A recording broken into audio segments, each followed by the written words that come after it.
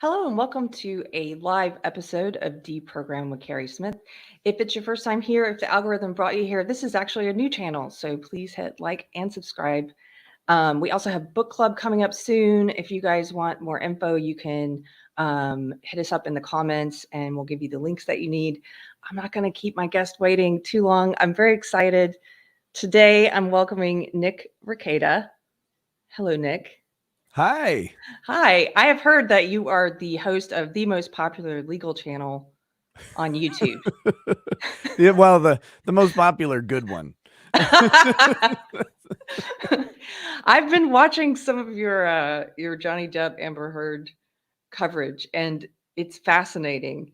Would you, for anybody who may not be, I bet there's a lot of people here today who are familiar with you, but for anybody who's not, would you mind telling us how you came to find yourself on YouTube covering trials?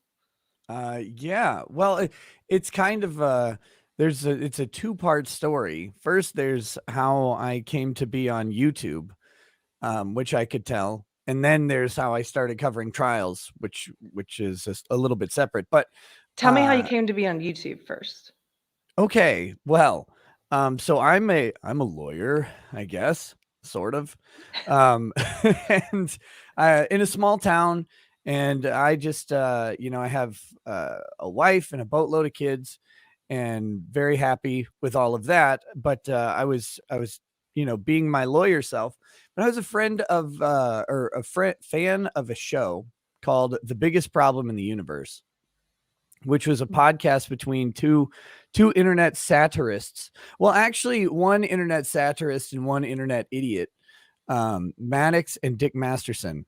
Although I guess switch those respectively. Okay.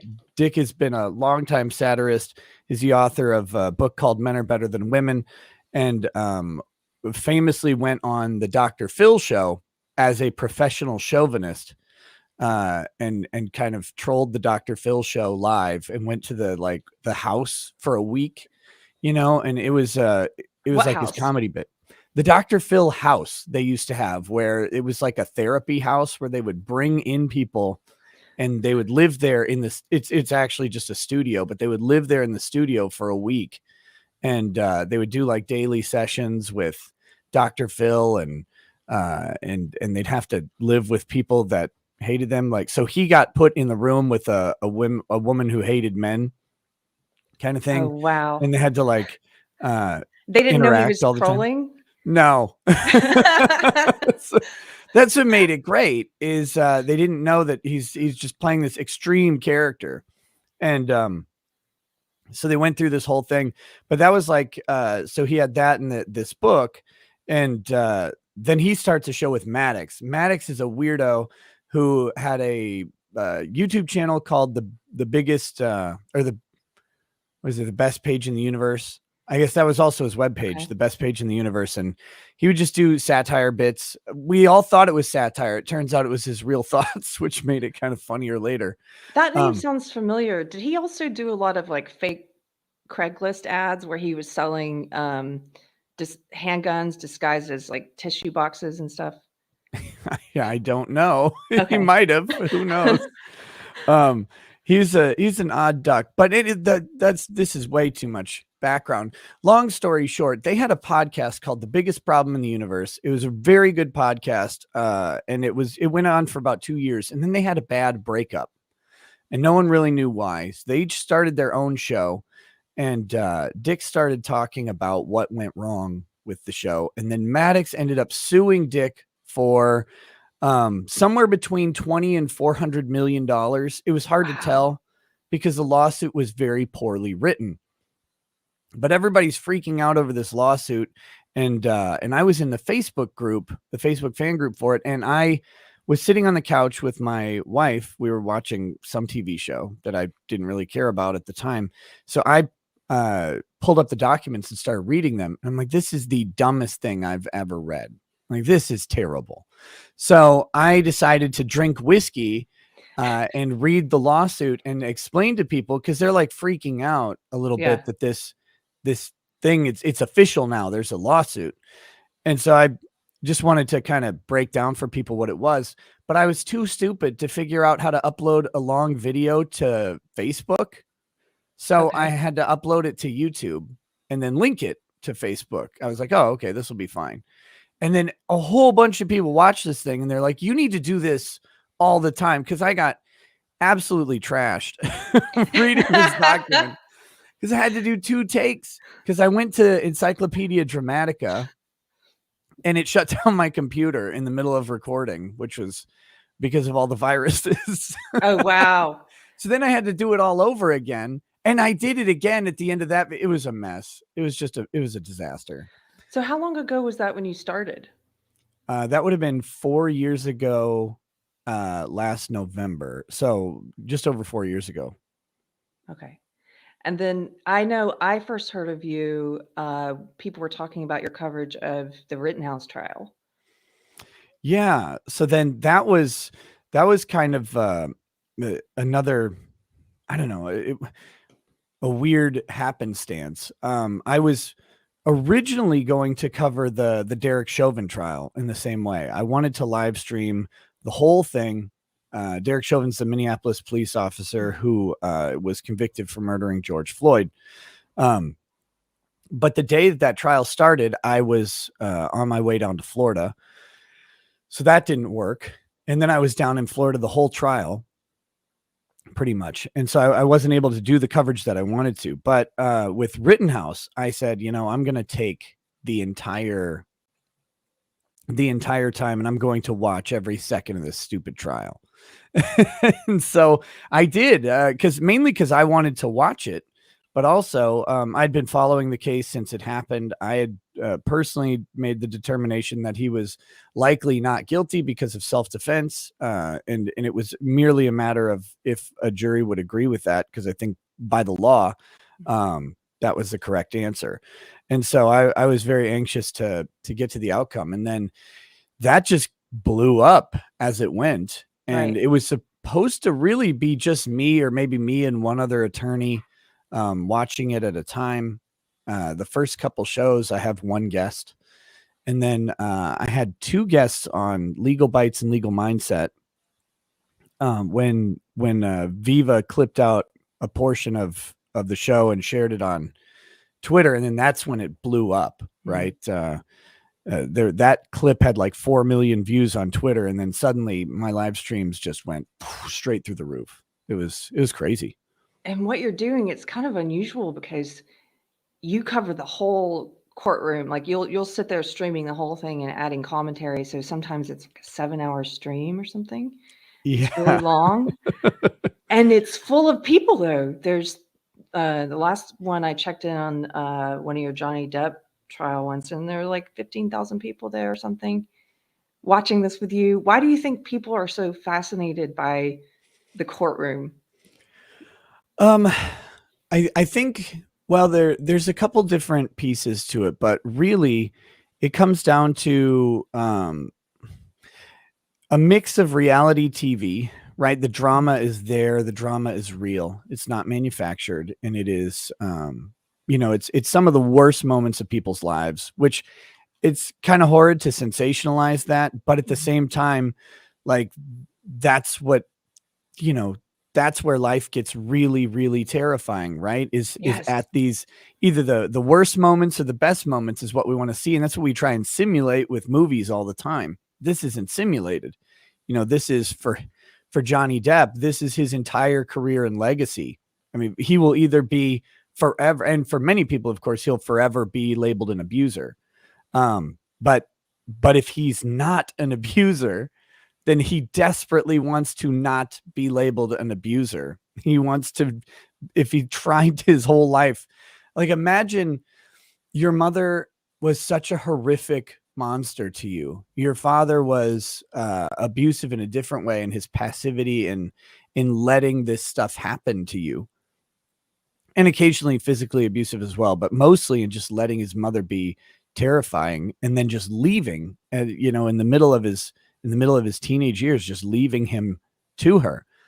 And so you spend your whole life trying to be anything but that abuser. And then someone, and again, this is assuming that he's not. I mean, maybe he is, but someone comes along and turns that key falsely on you. And so Yes. forever you will be them, with spending your whole life trying not to be. Yeah. And I think what happens, I'll just offer my opinion on it. Like you said, who knows? I can only speculate what my gut says. Right. But I think it makes sense that he found someone with controlling, abusive, cluster B type of characteristics, because those people, I think they're kind of like predators in a way, and they have an ability to sniff out that vulnerability or that weakness in a person, the same way groomers do with kids. They'll target kids 100%. who've already been abused. And so my take on the situation is, she's in the wrong, but who am I to say? Well, that's and I think that's part of the rest of it, right? So there's the component of this is reality. Then there's the component of, as you're watching this unfold, there's mystery to it, because all you've got is whatever the best evidence they can give is. And in many, many cases, so much boils down to just, do you believe person A or person B? And so you get to call the shot, but you get to call the shot with as much information as anyone will ever have. That's, I think, another reason why people watch. And then the final piece is just access to this sort of wonderland that is court, right? If you go to court, personally, you hate everything. It doesn't matter. Even if you win, it's long, expensive, horrible process. It's brutal to you. Emotional. And this gives you just a peek into there. You get to look at it from the hill, right? Looking down on the town that's on fire. And that's like a safe distance, but you get to experience it. And so I think those things come together, and just people are just enthralled by it.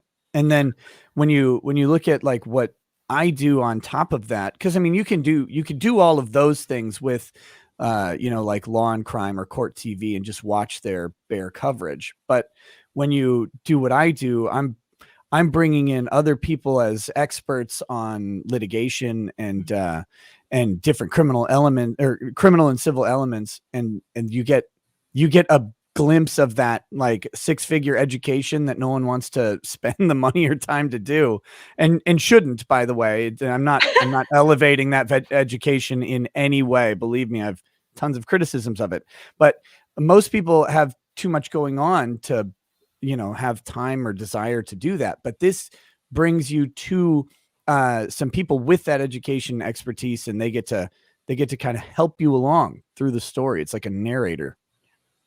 Do you know I'm just curious, your breakdown of viewers, is it mostly men or women who are watching all the court footage with you, or do you have any idea?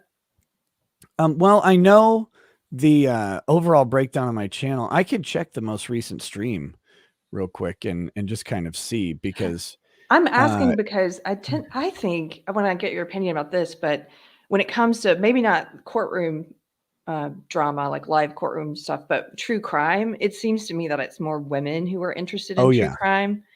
And I have some opinions on why that is. And I wonder what you thought about that. And then I was curious about who's watching your channel. Is it a lot of women? Yeah, I would. It's certainly more women than normally watch my channel.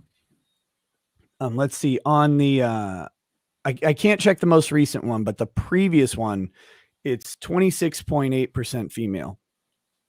Oh, wow, that's interesting. Which is really, really high for a channel like mine. One, because I have lots of edgy jokes, and two, because I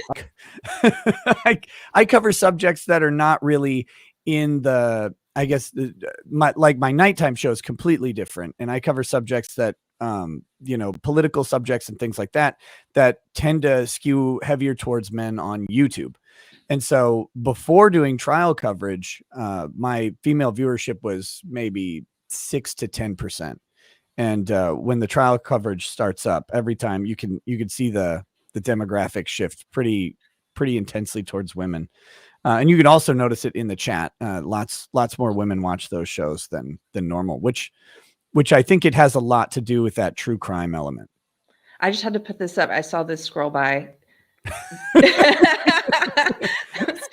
That's the most accurate comment possible. Degenerates watch his channel. Why do you think that is? I know what I think, but why do you think women more so than men are interested in and follow true crime? There's so many true crime shows that are out now. They're making 2 different series about this Texas axe murder that happened. They're filming one of them in my little town. Those are coming out soon. This murder from the 1980s.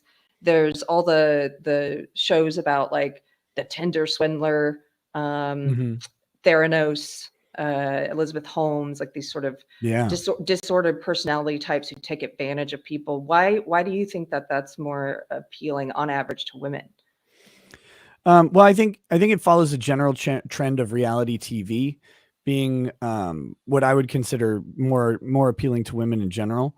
I'm not 100% sure why, but I think it's just, I don't know if it's a lot of women who are, and I don't mean this in any way, but housewives, right? So I think they are in their homes a lot, dealing with children, dealing with a husband who comes home or whatever. They're dealing with that aspect of life. And then there's this other that they get to, it takes them out of the home quite a bit.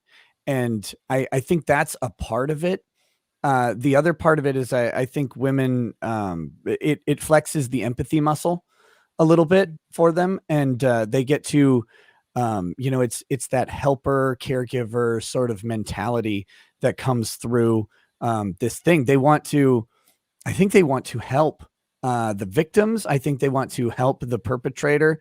And I think that gets to manifest and synergize online with the ability to actually help in the live true crime stuff. Like when you, if you remember the Sophie Long case out of Texas, the little girl, and the dad said he made a video of the girl having to go back to her mother, and she's like crying and screaming because they were divorced.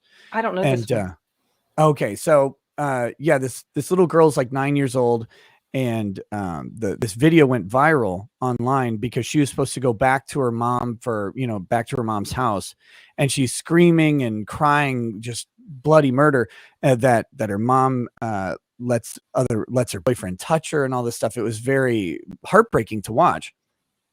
And so this became this big thing, and this custody battle became live suddenly, right, for all of these people. And when that happened, people were able to actually participate. They could investigate the mom, they could investigate the boyfriend, and talk about it in communities and feel like they were contributing to this custody battle. So it became participatory. And I think that stuff hits just a lot of the inclinations that women tend to have traditionally. And again, it's that caregiver, nurturer sort of empathetic role, in my opinion. I don't know. I'm not a biologist, though. I'm not. What is a woman? Yeah. What are no words? idea. What are words? How are we even talking?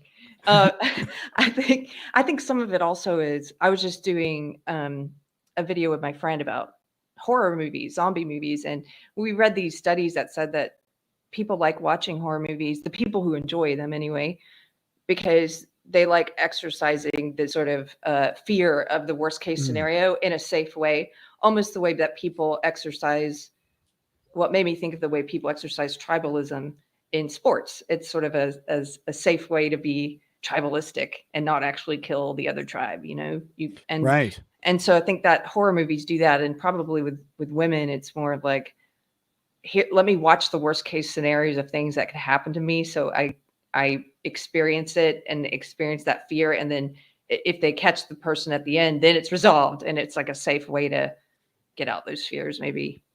Yeah, that makes a lot of sense too. It is safe, but it's exploring the unsafe. And with some of the true crime stuff, it's like, I'm always surprised because like some of those shows, they get into some of the most horrific and brutal crimes possible. And I'm like, man, like I know tons of women who would never watch this movie, but man, will they listen to this podcast? You know, it's Yeah. like it'd be too brutal, but they'll listen. Dear John, did you listen to that one? I did. No, no. Yeah. And they ended up making a series out of it, but the podcast was great. So what do you think about, so as you're talking about people tuning in for Rittenhouse and Johnny Depp and stuff, I just recently, speaking of true crime, I just recently watched this interview with O.J. Simpson that it came out a few years ago, but it was originally recorded when his book came out, If I Did It. Yeah. And then they held it, they sat on it and didn't put it out. And so a different news organization got hold of it somehow, released it a couple years ago. It's on YouTube. People can watch it. It's basically, it's crazy. It's like watching a confession. Yeah. And so I've been thinking about that trial and how it was televised and how that played a role in it. Do you think that open courtrooms, like with the cameras there and stuff, do you think that serves the interests of justice, or do you have an opinion on that? Does it help or hurt? I think, well, here's where I go with it. We'll go way back. When we separated from England, one of the big complaints that we had, or that the founders had, was the king had a special court called the Star Chamber. And in the Star Chamber, you did not have representation. There was no transparency. People would go into the Star Chamber. I think it's called the Star Chamber, the Star Court, one of those two. But they would go into the Star Chamber. They would be convicted at a shocking rate, and no one would ever be the wiser. And they didn't have rights in the Star Chamber. You didn't have the ability to confront your accuser because your accuser was the king. So you couldn't do anything about it. So when we got here, court was actually held in the open, in the courtyard, and we would have judges that traveled a circuit, which is why we had circuit courts, and they would go on a horse and buggy from town to town, and they would hear all of the trials in that town that had been building up, and then they'd move on and go to the next town, and it was held out in the open. There wasn't a courthouse for many of these cities and until much later. And the reason was they wanted people out they wanted the public to witness what was going on, because it was a check on the government. It was a check to make sure that rights were being enforced, because you'd have the masses there. And if injustice were carried out, the mob would be able to bring their grievances against the government. If they thought that someone was being punished by tyranny, they could actually rebel in many ways, or at least gather in mass. And this is at a time when our country was a lot different. Tarring and feathering was a real thing. Politicians feared the public. Duels happened where politicians were shot, things like that. So you had this direct ability and interactivity. And then as time went on, we kind of put the court away. And we started developing rules on who could be in the court and how you could watch it and who could participate. We have limits on numbers, and then TV cameras come out and become more popular. And then most importantly, they become smaller. And that it has a double-edged sort of focus to it, because it allows things like O.J. Simpson to be sensationalized. And that skews towards maybe a guilty man walked free that day. But on the other hand, it almost, you've seen the movie The Fugitive with Harrison Ford? Yes. Okay. That's based on a court case. I don't remember the name, but basically same idea. This doctor's wife gets killed, and the media was so insistent that he was guilty. I mean, they were running stories about it. And they actually created a demand for mob justice through the courts, and the courts complied. Right, the prosecutor files charges, and then they get so many cameras in the courtroom that the lawyers are literally like stepping over news people on the floor as they're doing their arguments. They're having to get around cameras and they have to stop the court for all this stuff. This guy eventually gets convicted because the media had created such an intense hatred of him. But that's when the Supreme Court came in and basically said that, if there's too much media influence, it can actually be prejudicial. And they reversed his conviction after several years. Wow. Because of that. But now we have some level of balance and we're figuring it out. But it does, all this sensationalism is part of it, but really access to the courtroom, I think, is one of the most critical elements of a participatory republic like we have, because you have these 4th, 5th, 6th Amendment criminal procedure rights. And if they're not followed and no one can see it, what can you do? I mean, who can you believe if the entire court system is against you, but you can't show anybody ever? So I think we should have them in every single courtroom for every single case. Wow. What you're describing, do you call it the Star Court or the Star Chamber? Star Chamber, yeah. That makes me think of the Title IX campus cases, in universities, where a lot of times these guys who are accused, it's mostly men accused of sexual harassment, are not allowed to know who their accuser is. Sometimes they're not allowed to hear the accuser's testimony. It's traumatizing for the accuser. Yeah. and they're treated as guilty before they get a hearing. Many times they're suspended from being able to attend the university. And I didn't start reading about those until a couple of years ago. And it's crazy how much secrecy shrouds that process on universities, campuses. Yeah. And there's 2 examples of basically the Star Chamber, and that's one of them. The Title IX process is it's an embarrassment to justice. It's abysmal. You don't get to know your accuser. You don't get to confront them because it'd be too traumatizing. Like you said, you are often suspended. So people who are brought in as witnesses, they get this impression that you're bad automatically. Because you're not just accused, like you're also, and I think the accusatory process in criminal cases is similar, but not as bad as Title IX. But once you're accused and discipline is enforced upon you ahead of time, and then you have to fight against that. But that prejudices the whole process. The other element, or the other aspect of our system that looks a lot like that is the FISA court, the Foreign Intelligence Surveillance Act court, which became popular after the revelations of Edward Snowden. And the FISA court is mainly just a warrant process for certain wiretaps. But they have it's like a 99.6% approval rate, because only the government. You mean to get wiretaps on people? Yeah, okay. Because only a government lawyer gets to argue the case. So there's only the government lawyer goes in to the court, and then they get to argue why the wiretap is valid, and they have a duty to argue why the wiretap would be invalid. But shockingly, it's a little weaker. And the other party, the wiretapped party, or even like third parties that might be involved, like, for example, Verizon, if it's a Verizon phone or internet or whatever they're tapping, they're not even allowed to know that this is going on and to offer their input on the process. And then the rulings up until Snowden were actually secret, and these had binding Supreme Court level precedent to them. So they were making rulings that would be just the same as if they went to the Supreme Court in effect, but no one could know what they were. You couldn't even read them. So then you might have a case against you outside of the FISA court, and the government has access to these rulings, but they would use them as authority against you, and your lawyer's never even seen the case because it's classified.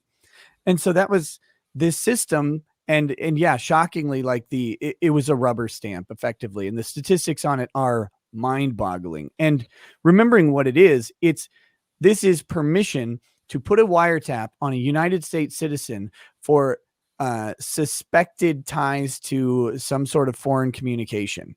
Now, at the time, that was so broad that it was at the time before Snowden mentioned it, that they went 3 steps out on your you had to have a tie to a suspected adversarial foreign agent. So for So if example, I an know Al-Qaeda you, member. I know you, you Yep. know person B who knows I know person my C. constitutional law professor, who was a general counsel for the CIA and an expert on international drone strikes. Okay. And then he knows someone in Saudi Arabia, right, who works with their like government. And so now we're 3 steps to someone who might have a tie to Al-Qaeda, right? So they could You wiretap are. me. Yes. And Okay. that came out to be something. It's like 96% of Americans were 3 Yeah, steps of from Al-Qaeda. course. Haven't they Uh, played the Kevin Bacon game? It's not that right. hard. Like, can you I don't know as much about this as I should. I assume how did this happen? Was it the Patriot Act? Uh, the Foreign Intelligence Surveillance Act is a little older than the Patriot Act. It was beefed up during the Patriot Act, but it was mostly beefed up because it defined. The other good part is there's like there's either 9 or 12 judges on it, and they were confidential. You couldn't even know who were the Who they judges on were. this court. But it was beefed up by the Patriot Act and the authorized use of military force in Iraq and Afghanistan because it just expanded the enemy's list. Right. So it broadened it, and then they started employing it very, very heavily. And as wire surveillance got easier and easier, and people became more and more connected, it just blew up. But the government was happy with that. It made their jobs so much simpler. They have since walked that back to 2 steps, which only covers like 65% of Americans.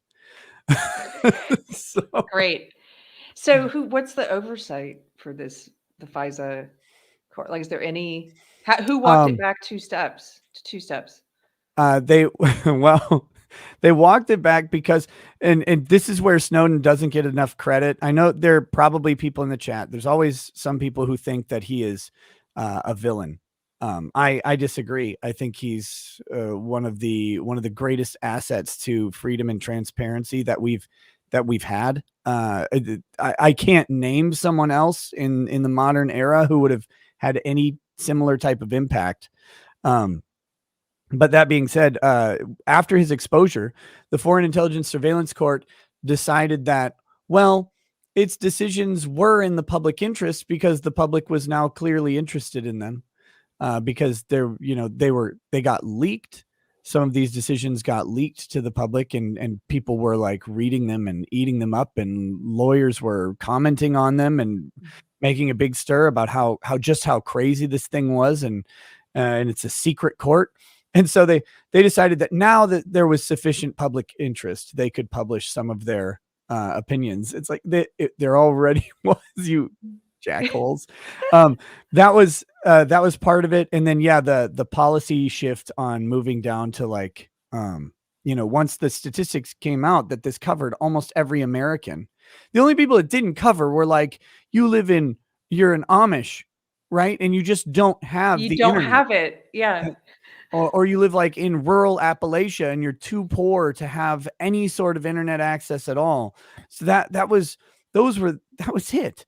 And so once that comes out and they're like, oh yeah, I guess this is kind of bad. And this was a domino process that Snowden started, because he's sitting there, he does this, and they call him a traitor or whatever.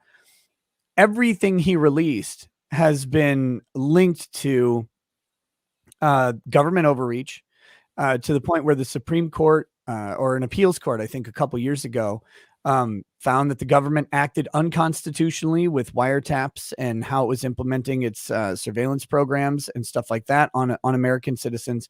He was vindicated in all of it, but he was so propagandized and lambasted by the media, by the government, and a bunch of people still believe, well, he should have just taken it to his superior, to his superiors, like gone up the Oh, chain of command. And what? it's like, it's and the main thing that makes people really mad is that he gave a whole bunch of documents to Glenn Greenwald. We haven't seen anywhere near what was actually what he obtained, because they went through it very intentionally. Glenn Greenwald and some female reporter or journalist, I don't remember her name, and they tried to be very careful, but some of the stuff got released. Had some information about military force locations or something. And so people said that this put American soldiers in danger. I'm not so sure that any actual like deaths or anything can be linked specifically to those releases, but that was the government vilification of Snowden, was that he released a bunch of classified stuff that put US troops in danger, and that was the narrative that they ran Well, with. they have to smear him. You have to, yeah, because they couldn't kill him. Flip it, yeah.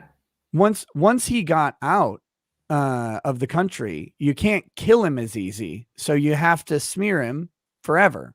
He can't. He has to be PNG, and I think that's actually one of the biggest mistakes of the past several presidential administrations, Trump's especially, was not offering him a pardon and bringing him home. By the way, presidents can pardon alleged treason, so you could do that, but they should have done that. But the offers were always like, well, you'll only spend life in prison.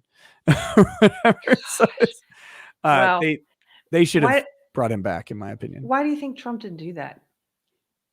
Because Trump is a law and order president who was military strength oriented, and that can have the appearance of weakness.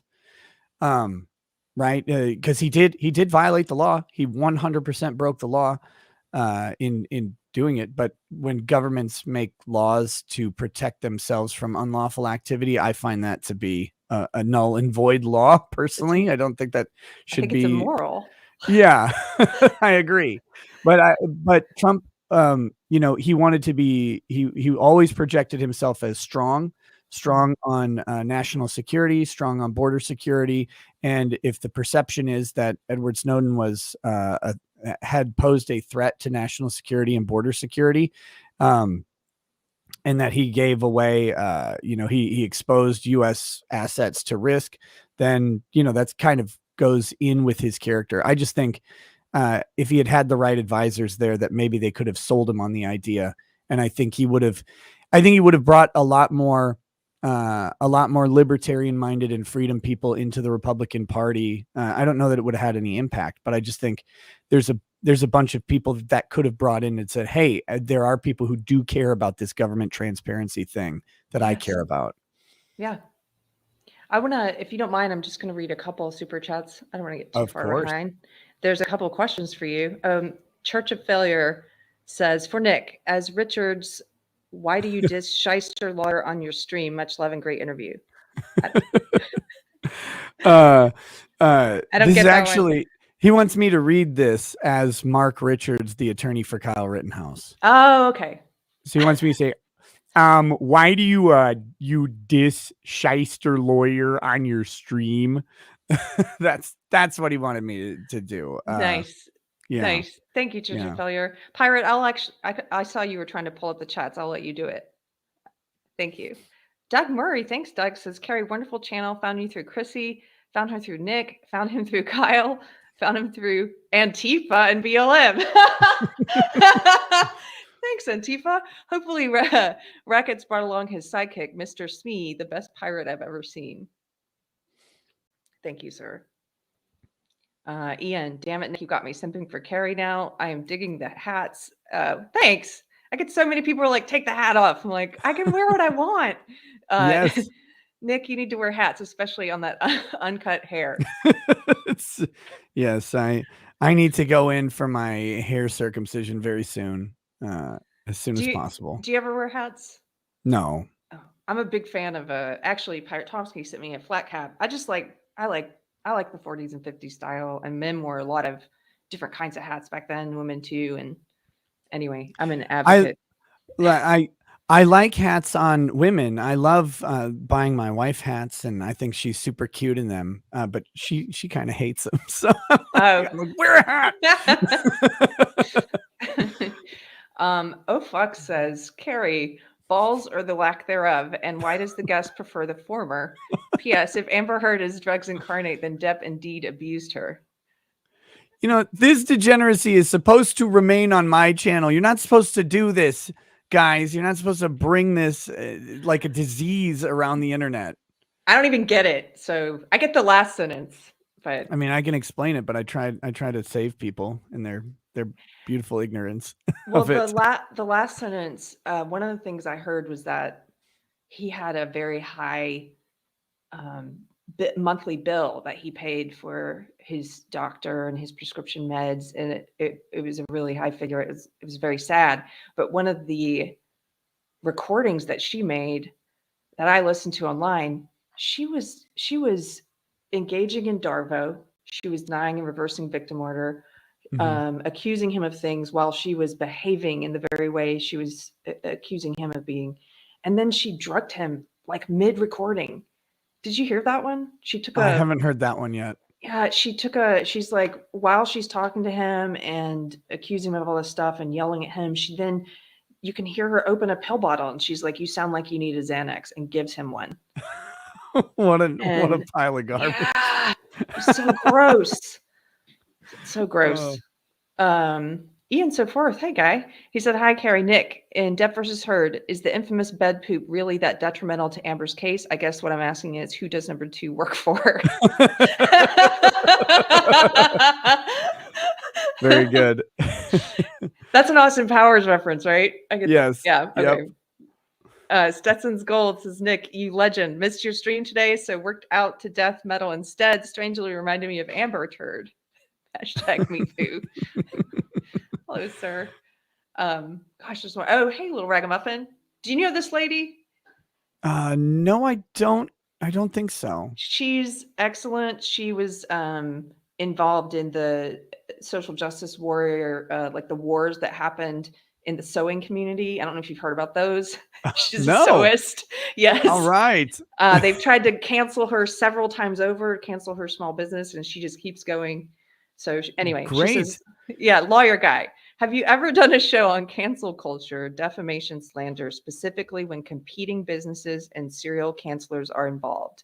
Yes, I'm looking for free legal advice. I mean, I have not done a specific show that specific to that topic, but it's a topic that in general we talk about with frequency. Cancel culture. I am a free speech absolutist to the point where I think there are certain constitutionally permissible restrictions on some speech. Child pornography, is not protected, should not be protected. Actual threats of violence, I guess, should not be protected as speech, because an actual threat of violence that's credible is violence, right? It causes harm to a person, and that's why it's done. So things like that are not protected speech, and therefore those should be stopped. But I think everything else should be allowed. And I'm actually kind of an opponent of your speech has consequences in the way that it's meant now, right? Like, because I don't think your speech should result in mobs of people changing the narrative about what you do for the purposes of getting you destroyed. Defamation, effectively. Well, so we talk about it a lot. Well, plus it's really different. The cancel culture thing, I've thought about it a lot. And what is the difference between like voting with your feet, which I don't have a problem with the idea of saying, I don't support your business practices, or there's something about you I don't support, therefore I'm not going to buy from you. I'm going to vote with my dollars and my feet. I'm going to go somewhere else. That's very different than trying to cut their feet off.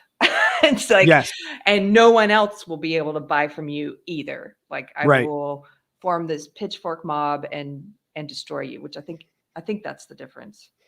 Yeah, I mean, if you don't like something, don't buy it. If you don't like someone, and you can get the thing that you want somewhere else, then don't buy it from them. That's fine. If you want to tell your friends, I don't really like this person. I don't think I don't think I should buy stuff, and maybe you would consider that because I know we feel the same about these issues. Sure. That's fine. But it's when you go to advertisers and you represent them as racist, and you say, this is the thing that they're doing, and this is racist because of this social reason that we have constructed to be racist, and therefore they're bad. I think that's where you start to get into those interference with business relations issues, and there are lawsuits around that, but they're not built for the internet in the same way that they were originally intended. So the law hasn't caught up on it, but I do think there's a limit, and a lot of the blame though is on advertisers. That's where the blame really, advertisers or intermediaries in this sort of traditional business model that we have. That's where a lot of the blame for this needs to lie, because they're ultimately making the decision based on an email they got from someone they've never met, who maybe has never even purchased their product, and they're giving it credibility. And they're saying, oh my gosh, if this person who sent me this email feels this way, definitely everybody else feels this way, and therefore I, as an advertiser, look bad. It's like, no, I don't think anybody actually thinks like that. And there's a big difference between like advertising for the Ku Klux Klan, right? And advertising for someone who said a racist thing back in 1985 that's been recently unearthed and associated with their business. That's way different. And I think that advertisers need to just, advertisers and agents and all of the people who make these decisions need to chill the hell out when they get a backbone. Yeah. Because at the end of the day, what really happens the majority of the time, it's like 30 emails that they get, and they're like, oh my God, it's a disaster. And it's like, you sell thousands of products. This is 30 emails. Yeah. You're paying for ad space for 10, 20, 50, 100,000 views. Like if you're doing a YouTube ad buy, you're buying hundreds of thousands of views is the purchase. And you're worried about 30 emails? Like, come on. And sometimes those 30 emails are all the same person under different names. Yep. Not just, it's often that way. The internet has allowed people to overrepresent concern. And that's a great way of putting it. Yeah. I wanted to switch gears and ask you about something else. I know that you're a big proponent of homeschooling. Mm-hmm. And do you teach kids constitutional law also? Not constitutional law. I teach them the Constitution. Little different. Okay. There's some law sprinkled in, but like a constitutional law class gets really deep into issues, and I don't know that an hour every 2 weeks would be sufficient to get through much of it. So, but yes, we have a homeschool co-op that we attend, and the parents get to teach some of these elective classes. So I teach sometimes I teach the Constitution, sometimes I teach criminal law. Next year I might teach the Kyle Rittenhouse case specifically, or the Johnny Depp case. Who knows what I'll do, but I teach middle schoolers and high schoolers something every year. Can you tell me a little about, so my background is sort of that, when I was younger, a young adult, I had this sort of very prejudiced view of people who homeschooled. Mm-hmm. And me too. I was a leftist for a long time also. I was in the social justice world for about 20 years. And I looked down on them. So you also, I had this idea that it was just like extremely weirdos. Yeah, weirdos, religious freaks, and now my opinion on it has changed. I think that might be because my opinions are moving, but also because who's homeschooling, that's also changing. Mm-hmm. And the reasons why they're homeschooling is changing. What's your argument for homeschooling kids today? if you can. Yeah, a couple things. First of all, the reason we all thought homeschooling was full of weirdos is because it kind of was. And that's not a negative or a pejorative weirdo, right? Like these are people who had such strongly held beliefs that they would take their kids out of school, and a lot of times those beliefs would cause their kids to be sheltered from other things. And when you're in the unsheltered portion of society, the sheltered portion looks weird. It always does. They made themselves into an out group. And so we go, when you're in high school or whatever, and you meet that homeschool kid who comes into high school for a class or for like to newly assimilate into the population, and they have a completely different set of social skills. They're not acclimated to this social environment. You're like, this kid's weird, man. I can barely talk to him. He's not watched the latest XYZ. He doesn't play the latest game that I play.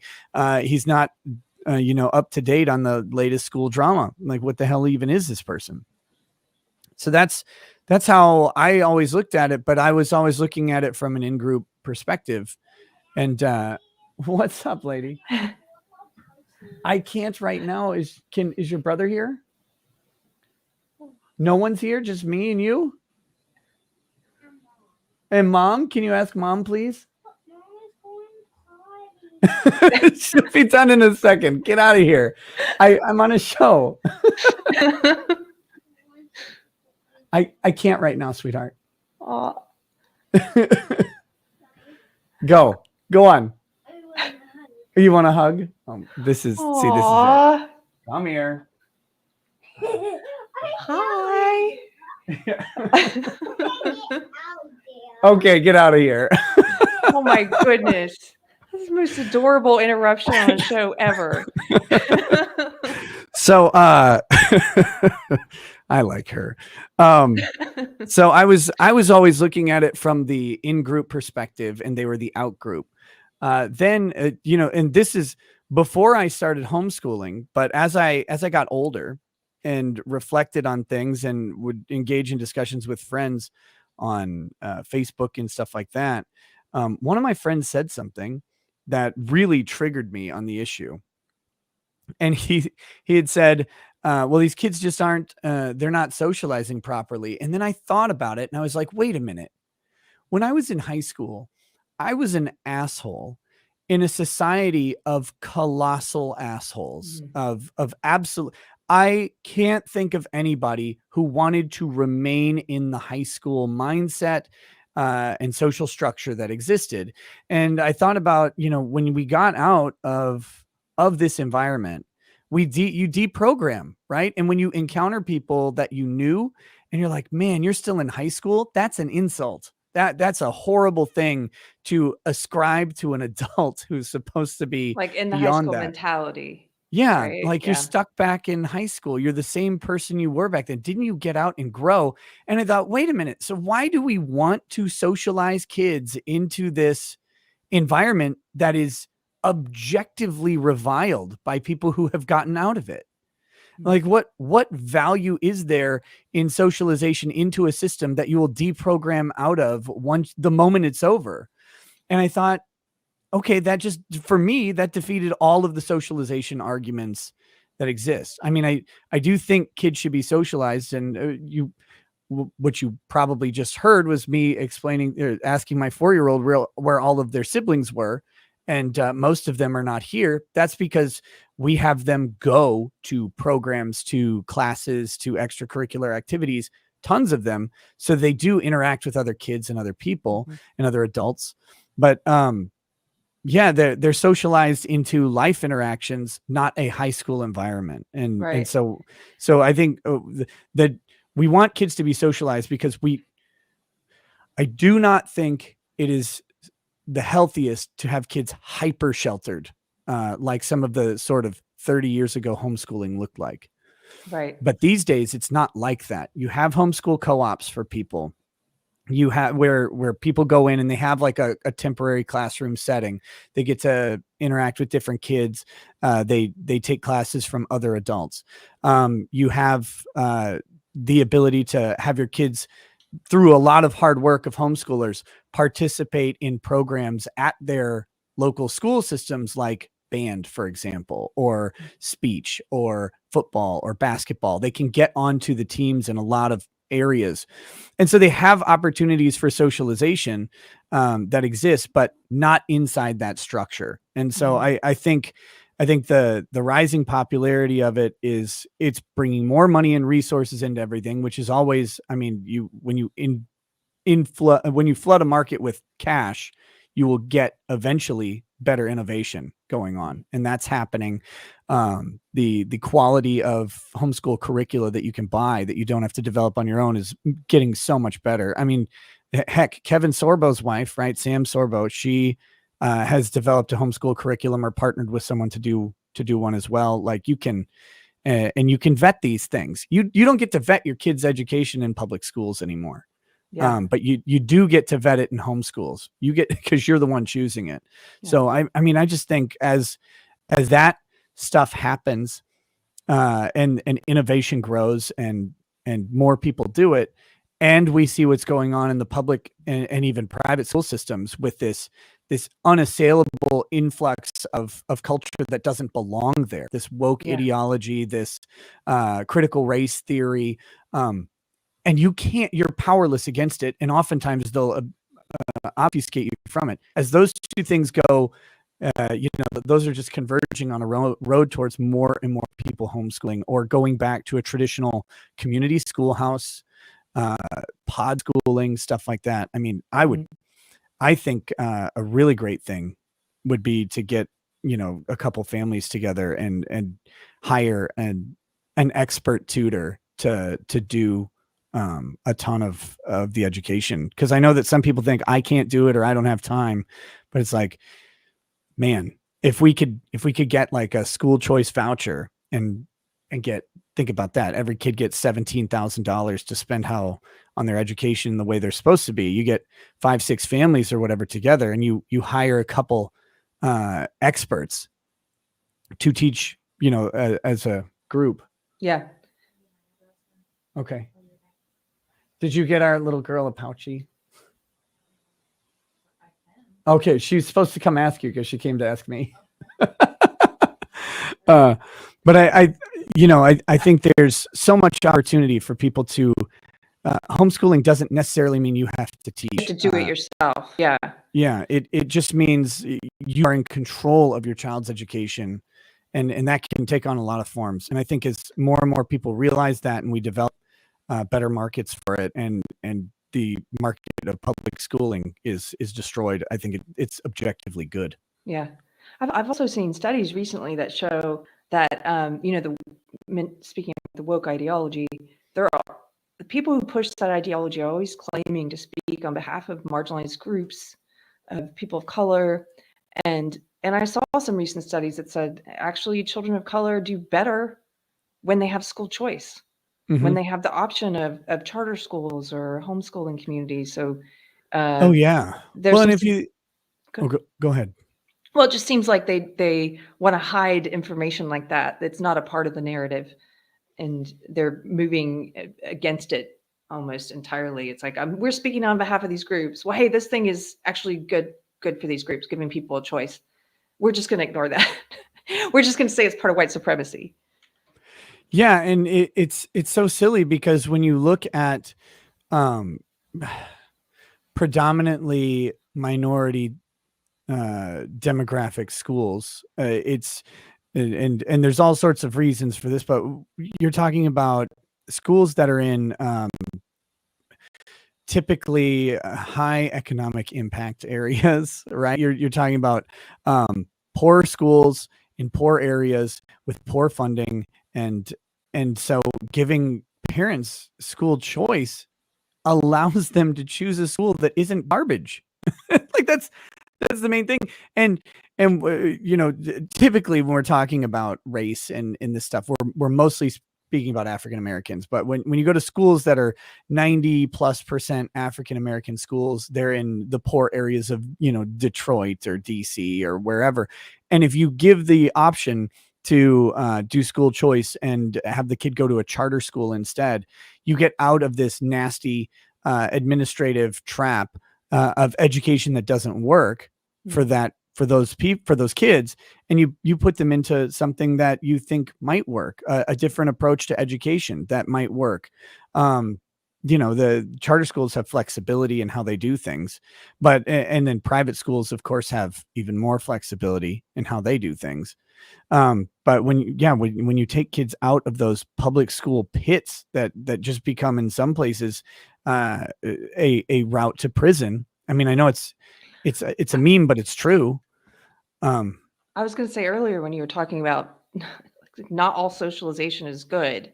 I mean, immediately came to mind. It's like, well, there's a lot of socialization that happens in prison also. It's not like we want everyone to go there and experience the socialization, Exactly. And you certainly don't want your kids going to a Baltimore middle school, right? Like, oh my God, where half the kids don't show up. Where was it? It was I think this was a Detroit article, but one kid was in the middle of his class, and he had a 0.59 GPA. He was in the middle of the class. Wow. And it's like, a lot of people who don't live in a specifically poor or really drug-riddled communities don't necessarily experience that. So they think of public school. It's like, well, I went to a public school in like mine. I went to a public school in Lakeville, Minnesota, 95% white and upper class, right? Like this is now Lakeville is like their football team's so good that people buy houses to get their kids into football and stuff like that. But it's like that. So yeah, when you go to that public school, it's like, well, this, they're educating people okay, and they seem to have good resources. It's like, well, yeah, but you can't just look here, man. This isn't where the bulk of those problems are. There's still that's where we get into the outside cultural problems of, critical race theory and stuff being injected into curriculum. But there are immediate physical problems in many of these schools, and there are immediate attendance problems, not because kids are being truant, but because kids have to go sell drugs to help their mom pay rent or whatever. It's terrible. It's terrible. Can we talk about some of those cultural problems? Talk about whatever you want. Cool. This series started because a little about my background. So as I said, I kind of fell in with social justice over 20 years ago. I went to Duke University in the late 90s, and it was before social justice had corrupted the hard sciences, but it was in all of the social sciences. And so my minor was women's studies, and that's where I was kind of imbibing all this stuff. And it really presents itself as liberalism or progressivism, when I now realize it's anything but that. But I encountered it way back then. I was a true believer. I pushed it in my work for like 2 decades. I took it into the entertainment world where I worked with comedians, and it was really like, oh, we're going to change the world with, through comedy, we're going to inject all these ideas. Right. And we did. But why aren't these jokes funny? No, I'm just kidding.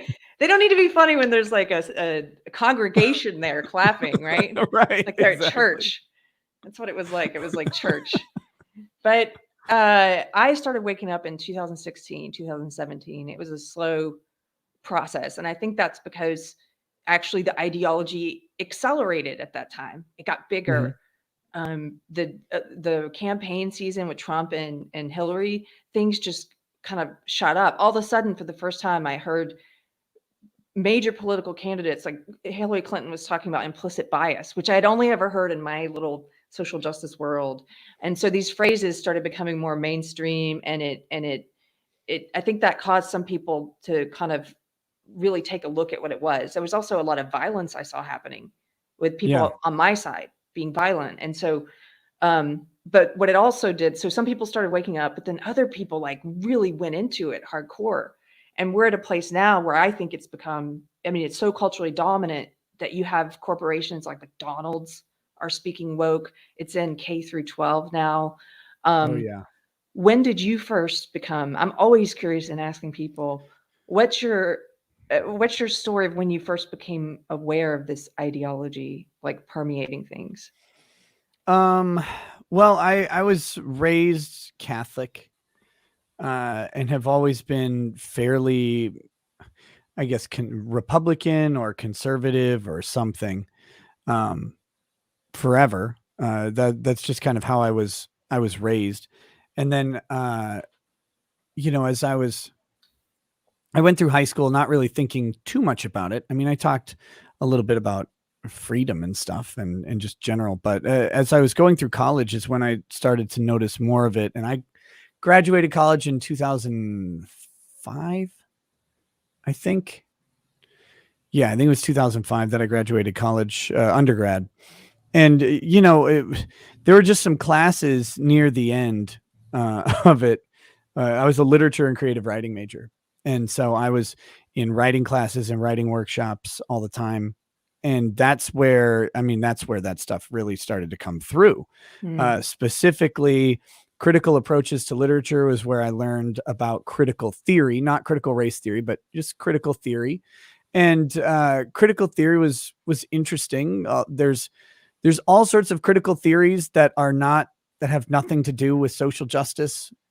There's like critical geographic theory, right? Which is like basically how does the geographic location of a work or an author or a subject of the work, how does that influence its message, and what can we draw out of it based on what we know about those things? So that's fine. I mean, you can make that into a critical race thing too, right? If you're like, well, the geographic location is Uganda, so you can do that, but it's not necessarily so. But of course, there is critical race theory or critical feminist theory, Hmm. which was the first thing that we covered. We did in this. We're reading poems by Elizabeth Bishop and having to analyze that through critical feminist lens, and it's like, well, this is terrible. And then I took a porn class where we were looking at porn through the lens of critical feminist theory and queer theory. why Okay. didn't I have this class? Oh God. Sorry to uh, interrupt you. no. See, Like I hear about all flashbacks. these classes. I went to too small of a school in a small town, so it's like, dang it, I missed all the good ones. Because I did have a lit and film class, which was not supposed to be a critical theory class. It was, we would read a book and we'd watch the movie adaptation and talk about the discussions, or the differences, and the process of adapting the book to the movie, and what sort of sacrifices they have to make, or embellishments there were. And the class itself was taught by this very nice super gay man, Viet Din, was a professor, and he's great. Like I like him a lot, but all of us, we're sitting there, my buddy and I, who are two very conservative Christians, are sitting there in this class, like, all these movies are gay. Like, and I don't mean gay as in like lame. I mean gay as in like, these are super Gay. gay. It was like films like Morris, Before Night Falls, gosh, there were some other. I mean, we did do Solaris, which wasn't didn't really have anything like that in there, and we Gay. did. I'm kidding. Oh, we did Election, which was only kind of gay, but there were a couple others as well, and we're noticing this, and then we're having debates in this class about the adaptations and the differences, and the man, I will never forget, my buddy and I are sitting there, and we're debating the movie adaptation of Before Night Falls, which is the autobiography or biography, I can't remember, of Reynaldo Arenas. He was a Cuban, he's a Cuban man who defected to America he was sent to America with all the other prisoners when Cuba opened the prisons, right? He was in a Cuban prison because of his homosexual acts. But the movie portrays Reynaldo Arenas as a gay man. The book portrays him as a sexual man. He has sex with trees, with dirt, with animals, with women, with men. Like, his life is just this endless tirade of sex. In the movie, they kind of vaguely and obliquely reference the fact that he's super promiscuous, but he has 3 long-term monogamous gay relationships in the movie. And I'm like, this shit isn't in the book at all. At all. And this is where my my buddy and I are sitting there arguing with people about like, this is agendized out of its mind. This is pushing because this is right during the gay marriage debate really heating up in 2004 at the time.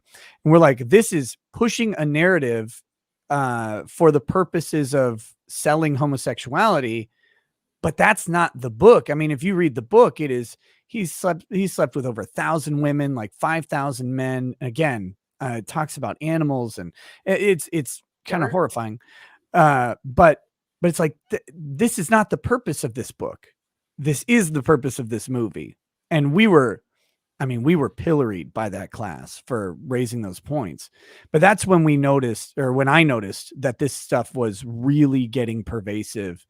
And I mean, again, this coincides with the gay marriage debate that was going on in society. And it's like, okay, no, this is an agenda. It's being pushed in entertainment. They're changing this man's life story to suit that agenda. And that's really, I think he died of AIDS, so it was also like, that was part of the movie was the AIDS story. But it's like that. And now it's to the point. Yeah, go ahead.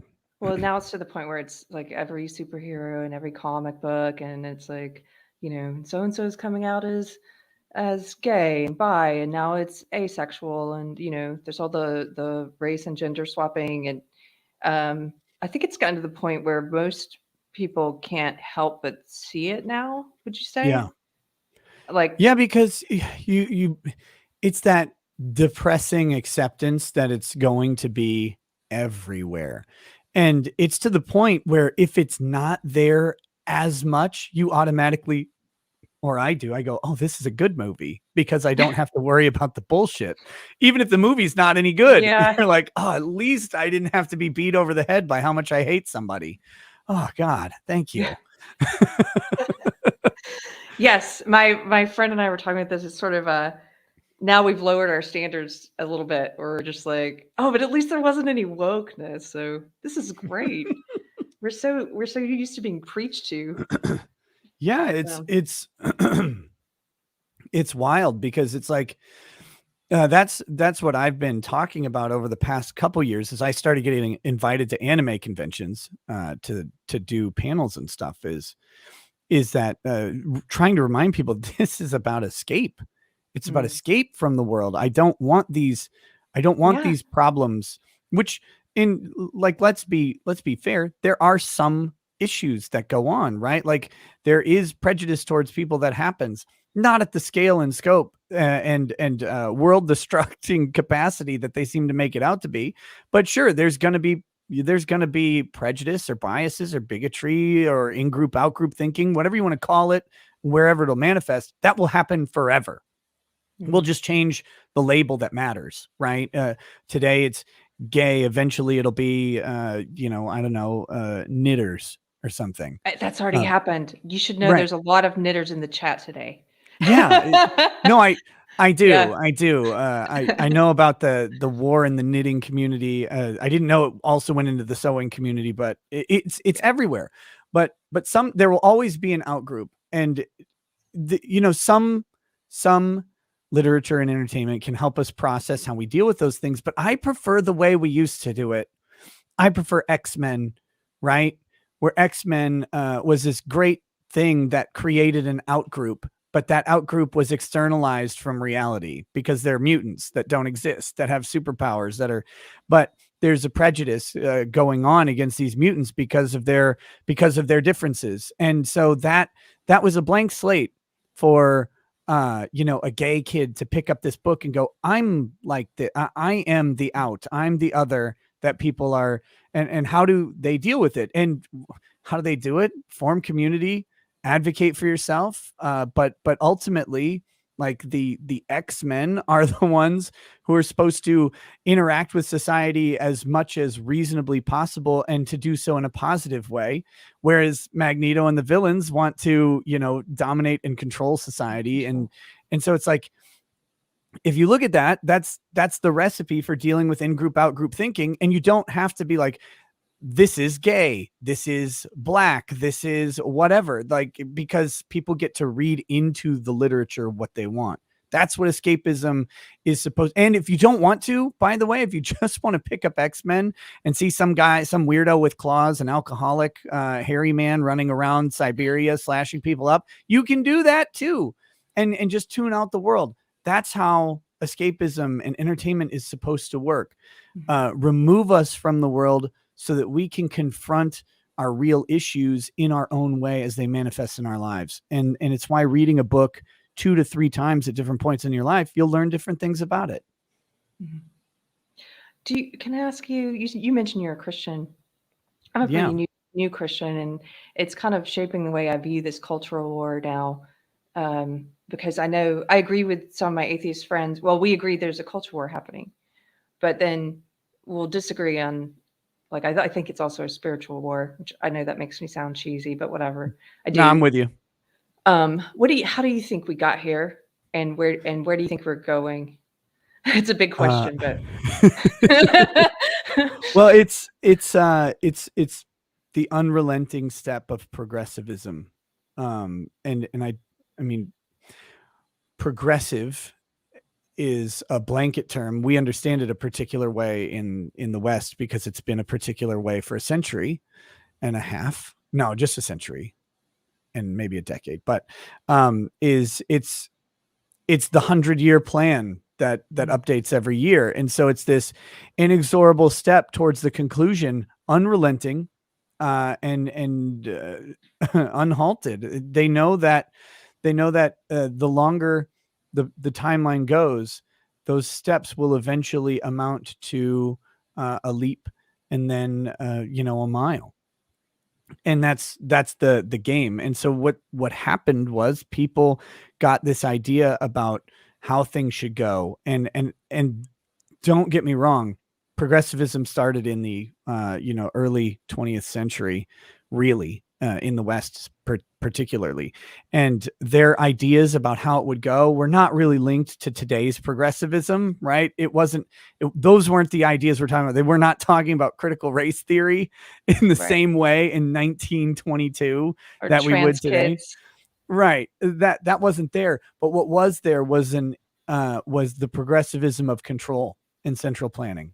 And so then the controllers and central planners sacrificed themselves on the altar of economic opportunity for the purposes of political and social influence. And so instead of taking positions that were, that we would normally think of traditionally engineered to maximize your labor's profitability, they started taking on positions that didn't pay as well, but kept you around forever and allowed you influence over other people, government jobs, teaching jobs, professor jobs. And they started just planting people in there who had the same mindset, centralized social control. And can I interrupt you for 1 second? Of course. I'm aware there are people who are in my old belief system who watch me sometimes. And I try to put myself back in that mindset because I know they're probably hearing this and thinking, what do you mean by control and central planning? Like I think truly haven't even. I'm calling you commies. Okay. No. Well, sort of. Sort of. No, it's but it's really about like is it about the idea of like who has the right to is it the government versus the individual? That's the way I've started to think about it. Like who has control over your choices? Sure. Or is there a better way? And to be clear, a lot of people who engage in what I'm labeling as social control, they do it for like pretty good reasons, right? They want to make sure there's good schools, or they want to make sure there's just a better functioning DMV or whatever it may be. But that automatically concedes the point that the DMV should be better or that the schools should be more good in the way that you think that they should be. And so as it is government versus individual, but it's also cultural versus individual. The idea is that, well, I like, and I'm being as deferential as possible here. I like the idea of freedom, but not that much freedom for people. Like I get uncomfortable with their choices. And I think maybe we need to have some limits and structures about that, and I'm the person to do it. Yes. It's how some of these people approach it, because I see this thing that I don't like, and so I think other people should not like it too. And when you get people generally activated enough to have that motivation to impose those sort of values on society, because they think it, and again, largely they think it'll make a better society. I'm not calling them bad people. Just, I think there's a misguided approach, or just maybe one that just conflicts with mine, which is I think if individuals maximize themselves as much as possible, that we create a good society too, like that. And there's risk that there will be bad actors, but there always will be bad actors. So I don't see that as that risky. But yeah, as people started planting themselves in a place to implement some level of change, or to implement some level of control, you can call those things the same thing, because they are.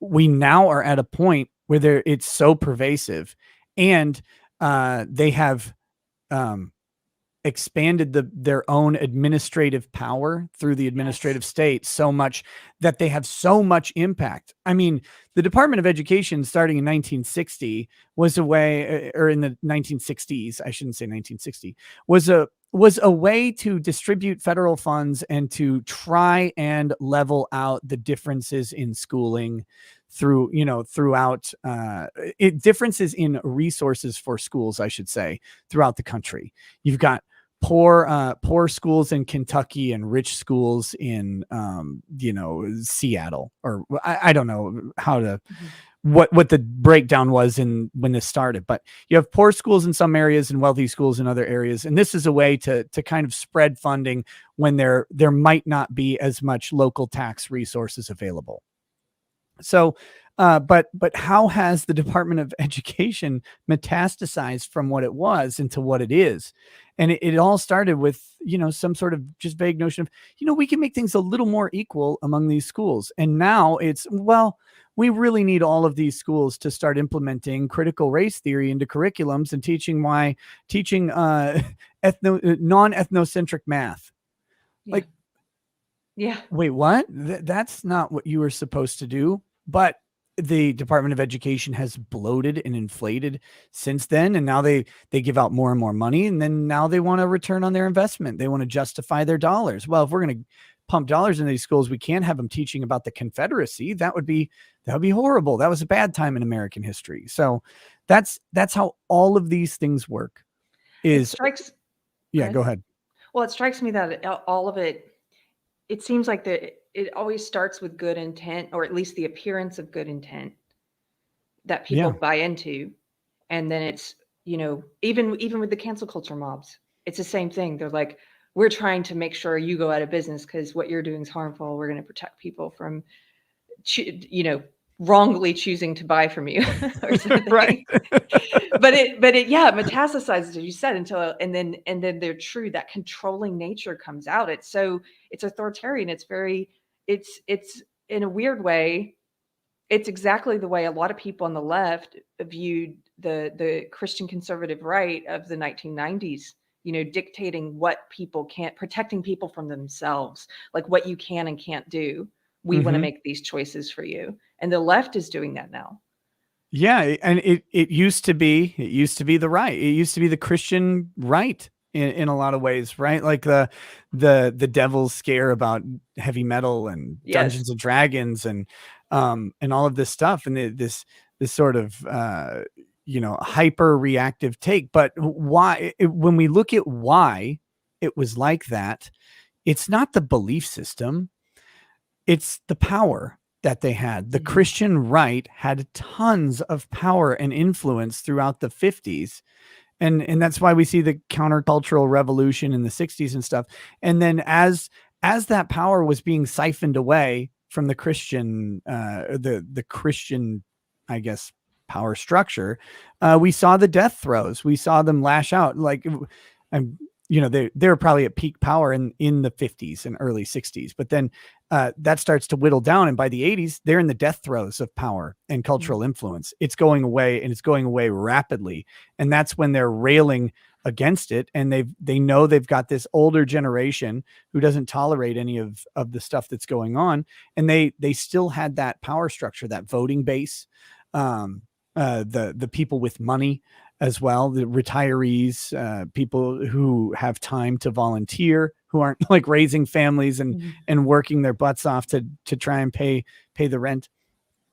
All of that stuff feeds into this ability to lash out like one last time. And then we saw it snuff out, right? Like the Christian right is not hyper powerful anymore, and they don't exercise that social influence in the way that they used to.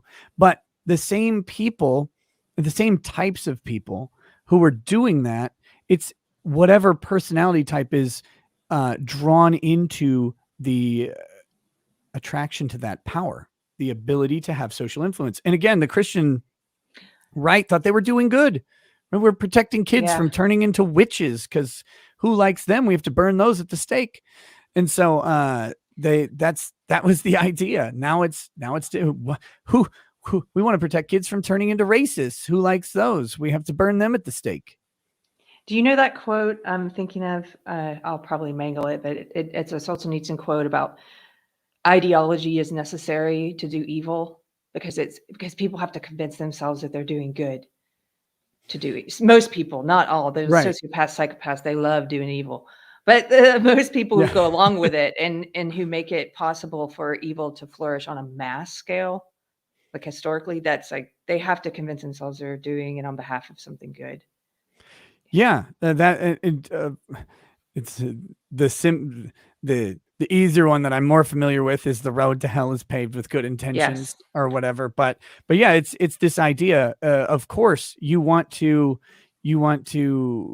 to believe that they're doing something good, valuable, and worthy, because that's attractive, right? We were talking about Johnny Depp at the beginning of this thing, and how much he must want to not be an abuser, like how much that must eat away at him if his story is true, which I think it's credible. I think it's credible.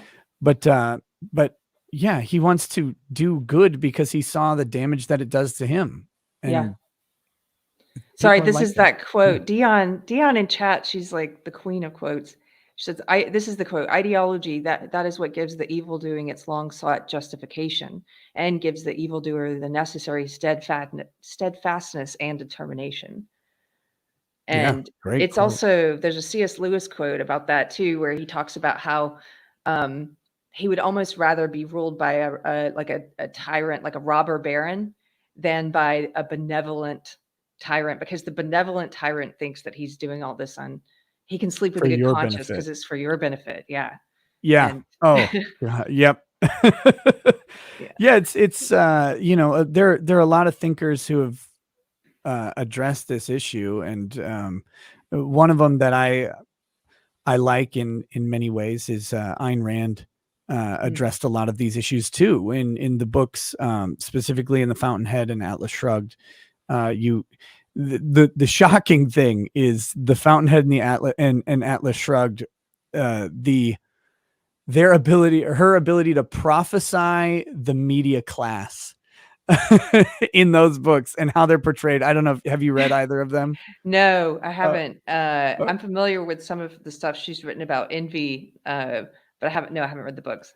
Okay, so the best part is there's all these aristocratic parties because the characters in both of these are highly successful people, right? Successful because of their own motivation and ability, but they're around a bunch of successful people who are leeches. Like they fell into it. They don't innovate. They don't really care about the work. They maybe had money coming in, but then there's the media parasitic class that hovers around them. And she describes them. This is Twitter, by the way. And it's so perfect. She describes them as these very important people who write very important books that nobody buys and nobody reads, but everybody compliments. And I was thinking about this because you go on Twitter and you'll see these Twitter accounts with like 4 million followers because they're on CNN or whatever. And then, but if you go and look at their timeline, the like tweets that they make, they get like 100 likes on them. I've seen this happen. Yes. And then the best is that stupid CNN doctor Sanjay Gupta went on Joe Rogan's show, and he released that book that he released, and it was embarrassingly low on Amazon's list. And he's like, "Oh, I'm releasing this very important book about COVID and stuff." No one bought it, but he got lauded and praised for this book. And he's this, oh, look, Sanjay Gupta is going on Joe Rogan. It's like, who cares about this guy? I mean, I knew that guy was a pile of garbage the moment he said in his article that he wrote after his interview that he sat down and talked to Joe Rogan for 3 hours. I've never had a 3-hour conversation in my entire life. I'm like, really? That's what he said? Yes. In his entire life, he's never had it was the longest conversation he's ever had. And it's like, you've never sat down and interacted with someone for that long. And why do we value you at all? You have how do you purport to know people? How do you purport to know anything? How do you purport to know yourself? You haven't explored it. They're very good at the soundbite. They're not good at having like authentic. I think that's why you see so many people looking for alternative media, looking for podcasts and shows, and because I think maybe people are getting tired of just the prepackaged, get your point across in 2 sentences. Get your knife in there.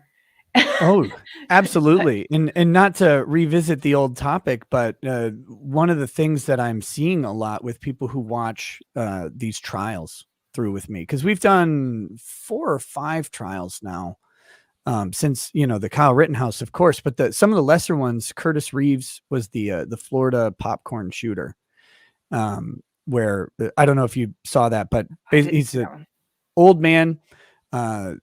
Old man was in a movie theater and got into a verbal altercation with a younger man, and the younger man ends up throwing popcorn at him, and he shoots the guy.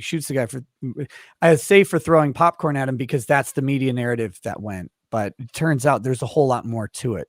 Turns out he was struck in the head by something that wasn't popcorn prior to the popcorn being thrown. When you think of it, it's in a darkened movie theater. The younger man was 6'4" and is standing over him while he's a 70-plus-year-old man sitting in a seat, unable to stand up. And the guy's he's reaching in to grab the popcorn, kind of looks like a punch coming at him. So this is a guy who ends up getting off of this. Like, he kills this guy in a movie theater, and the entire narrative was killed over popcorn. And if you, the best was when we did a poll at the end of the case on my channel, it was something like 80% of the audience thought that he was not guilty under Florida law. And Law and Crime had the same thing going, no commentary, but 80% of the people thought he was guilty. But you had me and myself and Andrew Branca, who's a self-defense expert, talking about how this trial was going, what evidence mattered, how they're doing this, and then the nuances of Florida law at the end. And it's like, yeah, this guy's going to get off. But if you watch all of the media coverage on it, and they were all convinced he's guilty. Same with Rittenhouse. Yep. Yeah. Same with Rittenhouse, because those sound bites and snippets allow you to remove all the context. And I think that's something that people are noticing is when they're able to explore a topic, they get so much more out of it. And that's why the news is failing. And so people are, I think, choosing to invest their time into less topics, because that's the benefit of the news soundbite is, well, everything's a 3-minute segment. So we can get 10, 20 segments in a single show. Whereas if you're covering Kyle Rittenhouse, it's going to take you 4 weeks to get through this one subject, and it's going to be 8 hours a day for 4 straight weeks. But that's how issues are resolved. It's not by drive-by. Well, unless you're in the hood, but it's by delving into them and really deeply. And I think people are appreciating the ability to do that. Yes, I think so too. Okay, I don't want to keep you too long. I'm not sure how much longer I have you. I did just want to get. I got time, by the way. So. Oh, good. Okay. However. Well, whatever you want to do for the most part. Before I ask you these last few questions, Pirate, could you put up some super chats, the ones I missed? If there's, Michael Minkler says, what are the best resources to research Snowden? Oh, that's a very good question. I don't know because I was, I was there in the moment while it was happening, watching it unfold. And, then, we talked about it a lot in my constitutional criminal procedure class in law school, which dealt with Fourth Amendment law. But I don't know what resources I would recommend for it. I'm sure Glenn Greenwald has some writing about it, since he's the guy that Snowden went to, that he trusted. So I'm guessing if you sift through Glenn Greenwald's Substack, you can probably find some very competent writing. But if you just type in Snowden and Greenwald and look for articles by Glenn, not about Glenn, you'll probably get some interesting stuff. I'd start there. The Japanese Yakuza says, can you ask Nick the great question, balls or no balls? You know my answer, Yakuza, balls all day. Nick, this is from Farmhand Tom. Nick, I'm still shipping orders. Thank you. So he made an odor eliminating spray. He sells products already, and he had an odor eliminating spray that is now Amber's odor eliminating spray for getting rid of unpleasant odors from bed sheets or whatever. So, I went to a science and math. I went to my 11th and 12th grade. It was like a science and math boarding school. So I'm from South Carolina originally, and some of this, one of the worst education, I guess you'd say, test scores and records, one of the worst education records. And so a lot of these states that have bad education records started these boarding schools called governor schools, where you go and live there. And if you get in, and it actually was it was much better than the education I got at Duke. It was amazing. This is a long buildup to say there was a girl I went to school with who did that to another girl. She didn't defecate, but she peed in her bed. It's a very female kind of passive aggressive sort of attack. Was she like gaslighting her into trying to make her think that she wet the bed? Was that it? No, I think it was just kind of like, mean girl stuff happening. Okay. Anyway. Wait, you went to Duke. Are you familiar with Duke's most illustrious alumnus? Was it the Steven guy that worked for Trump? No, pathetic. A mental midget compared to who I'm talking about. Who are you talking about? Matthew C. Harris, a PhD in philosophy from Duke University. I don't know him. I strongly suggest you read his work. He has a published work that's available called Death Sentences. It's a phenomenal read. Cool. Okay, I will check him out. Craig Lighton says, 2 of my favorites in one stream. Time to start doing whiskey shots for super chats, Keri. Yes. Thank you, sir. I'll do coffee shots. Cypher Warrior says, cartographer question. Where does all the maps belong? Look, I am a cartographer by hobby, not by trade and training, but I appreciate a map so long as it's hung beautifully on the wall. Cynthia says, I've appointed myself female recruitment manager for Nick's channel. It's lonely on the night streams. Ladies, we need you. Also, it's good fun. Yes, come to a night stream. But let me warn you ahead of time. You will laugh at jokes that make you uncomfortable. Oh, well, I used to work in comedy, and it's also really like I'm kind of sometimes sarcasm goes over my head. I'll just say that, which is actually comedians seem to like that more, so it doesn't matter. Yeah. It's like it's perfect. Anyway, Matt Decker, don't poop on beds. Good advice. Always good advice. Yes. Torgo the White. I'm gonna let you read this one because sure. Keri, you behatted shyster YouTuber. You wouldn't be deprogramming nobody if it weren't for me. I made you and I can destroy you. Wow. I've heard something like that. Binary board. Nick, as a software engineer, I keep thinking of Ripa's parallel economy and what I can contribute. Is there a tool that homeschoolers could use, or is that market already saturated? Two points. Yes, that market is already saturated. Second, with bad products.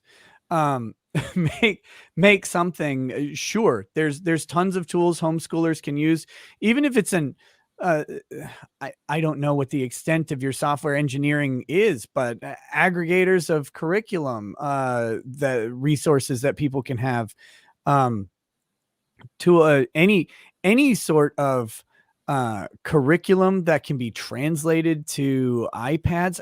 Dude, my kids are on iPads all day. If you can incorporate learning into alternative methods that put kids into the places they want to be, like, that's the advantage of homeschool, man. There are programs where stuff is taught through Minecraft. They have science and engineering taught through Minecraft. It lets kids do the things that they like. Computer programming can be taught through Minecraft too. Lets kids do what they like while also learning. It encourages them to engage, and they're going to be doing those things. So give them education through it. I don't know what the answers are for you specifically, but yes, there is a ton you can do. And look, I've been to the Mache homeschooling conference in Minnesota, and like, you think you call me boomer, but you should see the tech that comes out of that thing. It is because it's individual people doing stuff, and usually they don't have the technical skill set, and they don't have tons of money to do it. So partner up with people and put curriculum into iPads, tablets, Kindles, whatever it is. Get stuff into the hands of parents that works well and is smooth and doesn't look like it was programmed on Windows, like on Windows 3.2, because it's that bad. And you will find ways to do great things. Somebody in the chat, it wasn't a super chat, but somebody asked, what is Ripa talking about with parallel economy? And for anybody who's wondering, I've heard a lot of people talking about this lately. I think it's one of those things that's, many people are coming to this agreement that there might need to be a parallel kind of economy that is not woke. And I don't mean right left. And in fact, I hope it doesn't become right left. I hope it's just like a freedom-based economy. So you can see it in places other than, like, you're talking about curriculum and homeschooling stuff, but you can see it in places like entertainment, with the Daily Wire starting to produce entertainment with so-called canceled stars like Gina Carano. And I think I had a friend who said, we need to have every kind of company or job or service. We need florists, we need bakers, we need people who are not going to bow to woke pressure in all these areas. Not going to bow to woke pressure, and also just don't hate you. Like, for some belief that they ostensibly care about so much, that if you don't agree with them fully, that they think you shouldn't even be allowed to participate. Daily Wire's doing it. I mean, we're doing it. YouTube itself, I'm using it as a broad term to go beyond YouTube, but the idea of the podcast, or the independent journalist, reporter, commentator, that is part of the parallel economy. You get to go invest in who you like and want to listen to, not who some corporate board picked and polished and then built. People build themselves. And so yes, but also everything else, because at some point, and I really fear this day. I've been talking about it for a couple of years, but at some point you will go to your grocery store, and when you go to buy your thing, and it won't matter if you're using a cash, check, credit card, or tapping with your phone, there will be a little platform, and you'll have to put your phone on it, and it will scan your social media posts for the past 30 days. And it will determine if you are allowed to buy from that store. And that will not be implemented by the store. It will be part of their point of sale system that is required by their bank for them to enforce, because the bank will not want to be associated with selling to someone who is hateful. And if you don't see this coming, I don't know what to tell you. I've been talking about it since that Jihad Watch was removed from Patreon by MasterCard, and it's only gotten worse and worse and worse. And trust me, cash will not save you. Bitcoin will not save you. None of this will save you, because you will have to go into a store, and their bank, if they don't verify all of the sales with that social media thing, then they will pull their banking from the store, because they don't care about money anymore. They don't care about any of that. And the store owners are going to go, well, I have to bank. So we do need a parallel economy. We need parallel banking. We need parallel grocerying. We need parallel oil changes. You need parallel everything, because that is coming. The ESG score, which I've just been learning a little more about, and it's already, a lot of corporations are already having to use it and are willingly using it. Yeah, it's how their credit worthiness is being determined. Like your credit score from Equifax, their credit score is being calculated on social reliability as much as it is. And why? Why is it? They built that system, by the way. They built their bed because they kept catering to this and making society think that if some business wasn't woke enough, that it would ultimately fail due to political opinion. But that is almost never happened.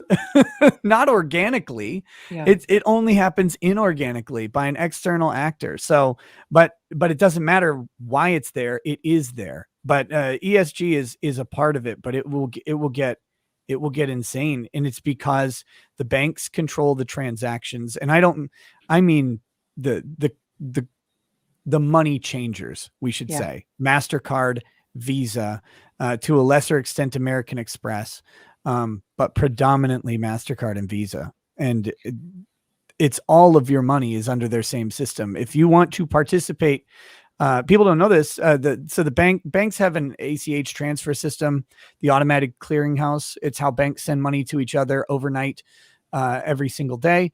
And it's great. It's why you can now cash a check immediately and your check clears your bank the next day or whatever.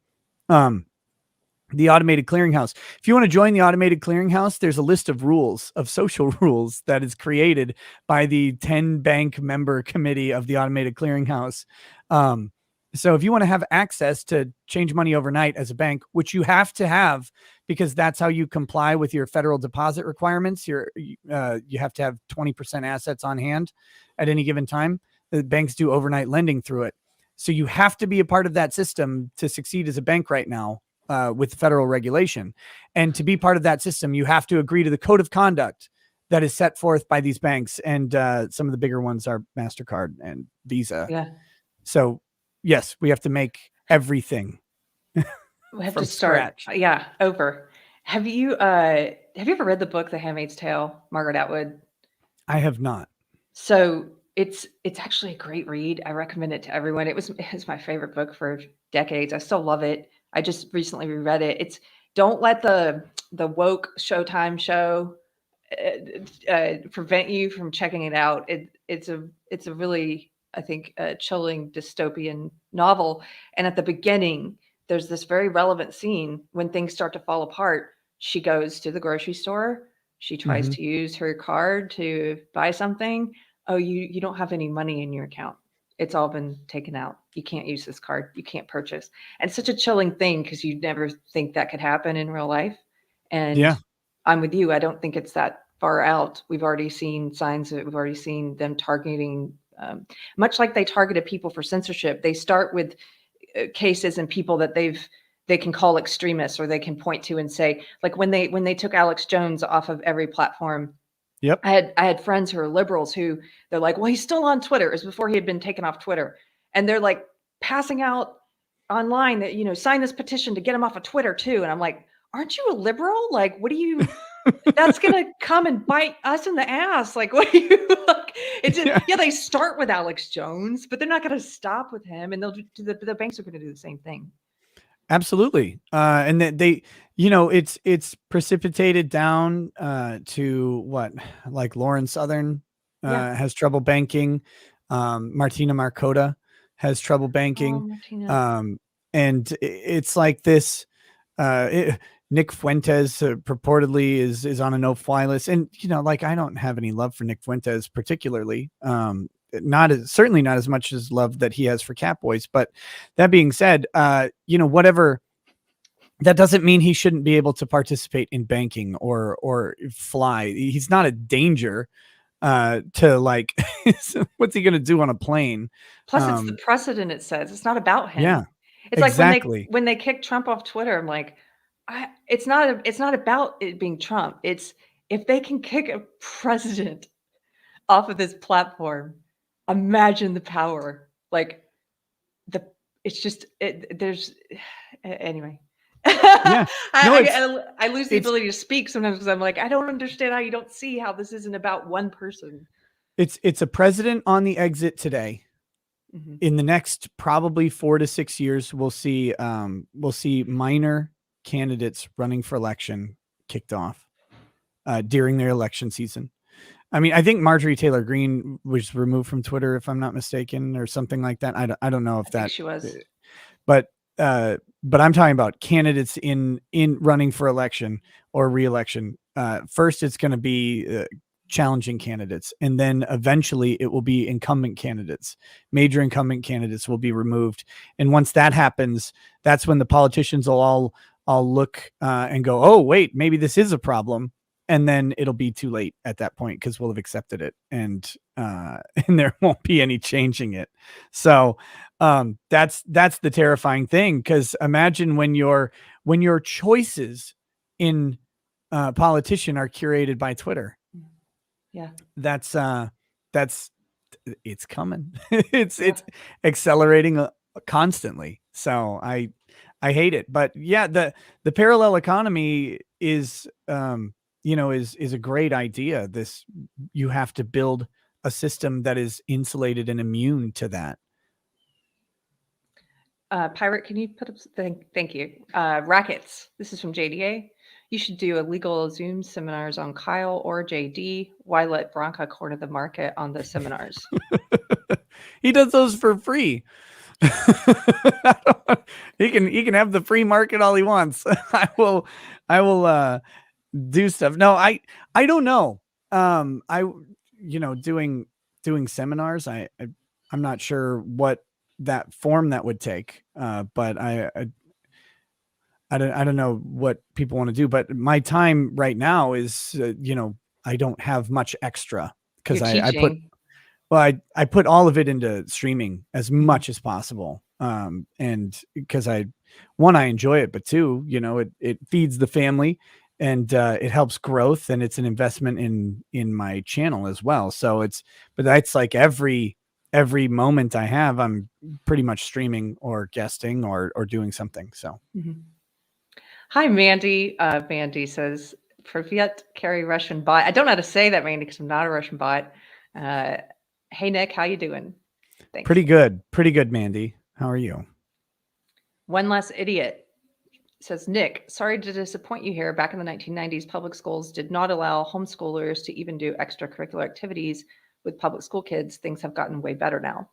It's not a disappointment to me. I know. I mentioned that it's different from 30 years ago because people were have fought the fight. They have done that.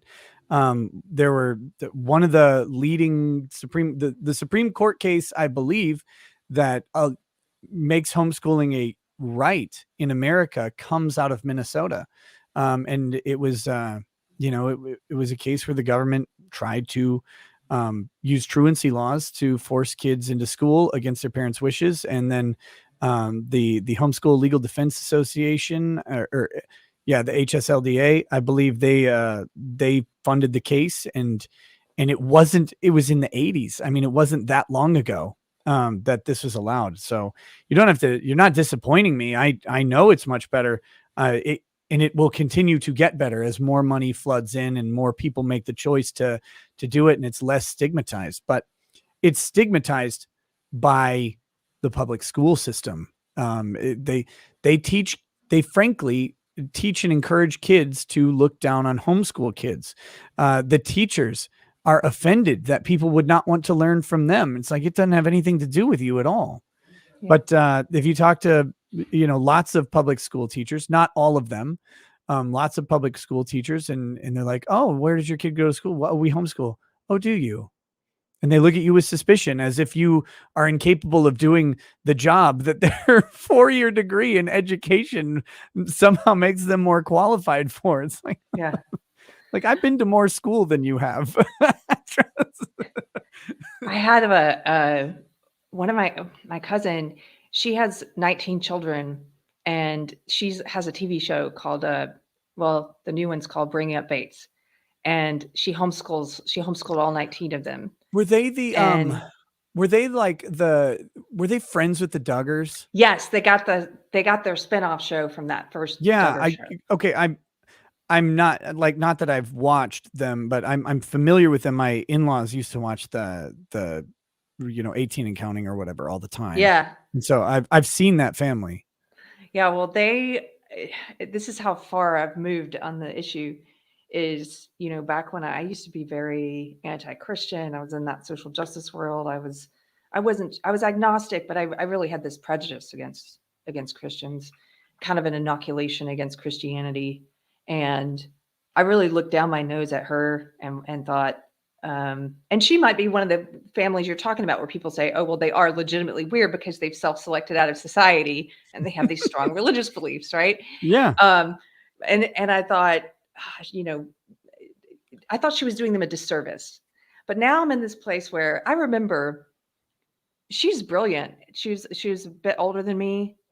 She was a biology major, and those kids have turned out better than a lot of kids that I know. And so I'm kind of like, maybe I was entirely wrong about her, and she's done them a great service. And I'm just looking at all the reasons why people homeschool now in a different light. Like, who am I to judge about? Well, these are your religious beliefs, and I share a lot of those beliefs with her now. And that is your right as a parent to bring your kid up with your belief system. And if you don't, by the way, I used to think you could, when I was on the left, it was like, well, you can raise your kid without any beliefs, right? But that's not true. The school system will give them a new belief system, I think. They're going to instill them with something if you don't. Yes, they absolutely will. The I saw this the other day. It was what was the discussion? It was gosh, I don't even remember what the subject was, but basically it was that the parents might instill their no, it was on the Florida Don't Say Gay bill. That's what the discussion was about. And someone said, to be fair, parents also indoctrinate their kids, and stuff. And it was like, and I pointed out, is that a parent indoctrinating their kid is never as offensive as the state indoctrinating the kid the same way. Yeah. It is. So if let's say you're a parent and you want to raise like a critical race theory, super wokeist or whatever, and you infuse that into the kid. I disagree with that, of course, but that is less offensive than the state doing that to a kid every time, 10 times out of 10. In the same way that if you're a parent and you want to raise your kid as a right-wing Christian fundamentalist and or whatever, that would be infinitely less offensive than the state raising your kid as a right-wing Christian fundamentalist, because the parents do have the right and duty to raise their children. And the idea that should be taken away from them and given to the state is the most it's the most terrifying thing I can think of. Yeah. It's how all those novels start. Yes. Yes. Only all of them. And we need to resist that at every turn. But let's be honest about something here, though. For every success story, especially like the wild success stories of homeschooling, the majority of stories, of course, are going to be just normal, decent results, right? That's the norm is going to be just normal, decent results. But then you'll have the really good success stories, and there will be really bad failure stories of homeschooling. I know a family that is a complete homeschool failure. They have 8 children. They allowed them to go. They got them through 8th grade, at homeschool, but then they didn't allow them to do any more schooling afterwards. They stopped educating them, and they did not allow them to, go to public school or private school or anything to finish up an education. They stifled it because of their desire to control the children. They didn't let them have driver's licenses. They didn't let them have jobs. They didn't let them do anything. There's just all these kids in this house, well, teenagers in this house, and they're socially stunted and awkward and not in like a quirky way, in like a terrifying way. So there is that, and that we have to recognize it and not over glorify the results. There are people who will fail, but that's risk, and risk is freedom and liberty. And when you go to mitigate risk, you eliminate success. You might mitigate failure, but you push everything towards the median. And you don't get America by pushing towards the median. That's not what we did. When they talk about like history and the 8-hour workday, for example, which most people appreciate an 8-hour workday when they think about what it was like before that. But when you think about, though, we were built not on an 8-hour workday, and they still talk about how Americans work more than anyone else. They don't take enough vacations. They don't take enough breaks, and they're not incentivized to take time off. And it's like, well, yeah, but we are also the economic engine of the country or of the world. Like, we are the ones doing the work. We're disproportionately profitable per capita. The closest country to rival our economic power is the one that has over 3 times the population, and that's how they have to do it. And so, you don't, when you push towards the middle, you eliminate the margins, and so you get rid of some of the downside risk, but you also eliminate your upside gain. And I prefer to believe in exceptionalism, and say that the kids that do fail, or the parents that do fail at homeschooling, the parents that will have kids that are wildly successful from it, and able to be raised in their own value system, it far outweighs the risk. Yeah. And we've got to stop being so risk averse on these issues, and letting people point to the exception to the rule and cast it as the norm. Because you said corruption's always going to be there. There's always going to be a bad example of parenting or of behavior. And I saw some people arguing about the Florida bill that they're calling the Don't Say Gay bill. I saw someone saying, what if someone tries to use this to get a teacher fired just for being gay? And it's like, well, that's not the purpose of the bill. It's predominantly not how the bill is going to be used. Right. Might you get one crazy bad apple who tries to use this bill as a cudgel to do that? And maybe is that the norm? No, that's not what the bill's about. And you can already do that. Like, you can already try and sue a teacher for teaching this stuff. You didn't need the bill to sue a teacher for it. You can sue someone for anything. You can make their life miserable for anything. You can create social campaigns about anything. You can write complaints to the school board already. You can do all of these things that people are saying will happen from this bill. Doesn't add some cause of action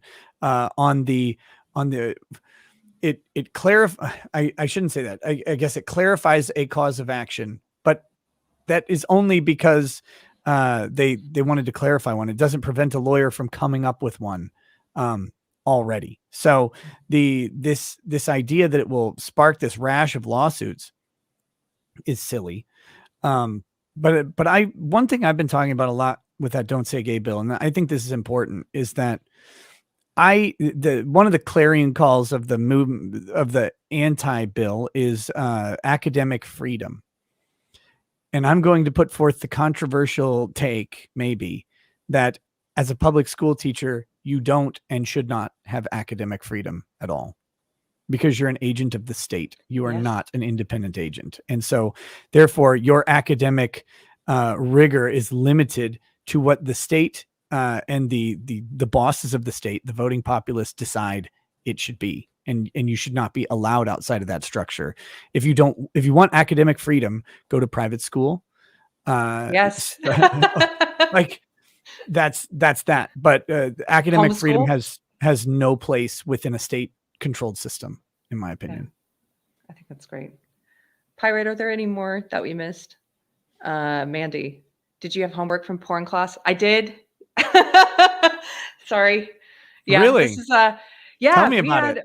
Oh my gosh. Well, I was taking all kinds of these critical theory classes as part of my women's studies minor. So there was the one that was we were watching porn through and analyzing it through the queer theory and feminist theory.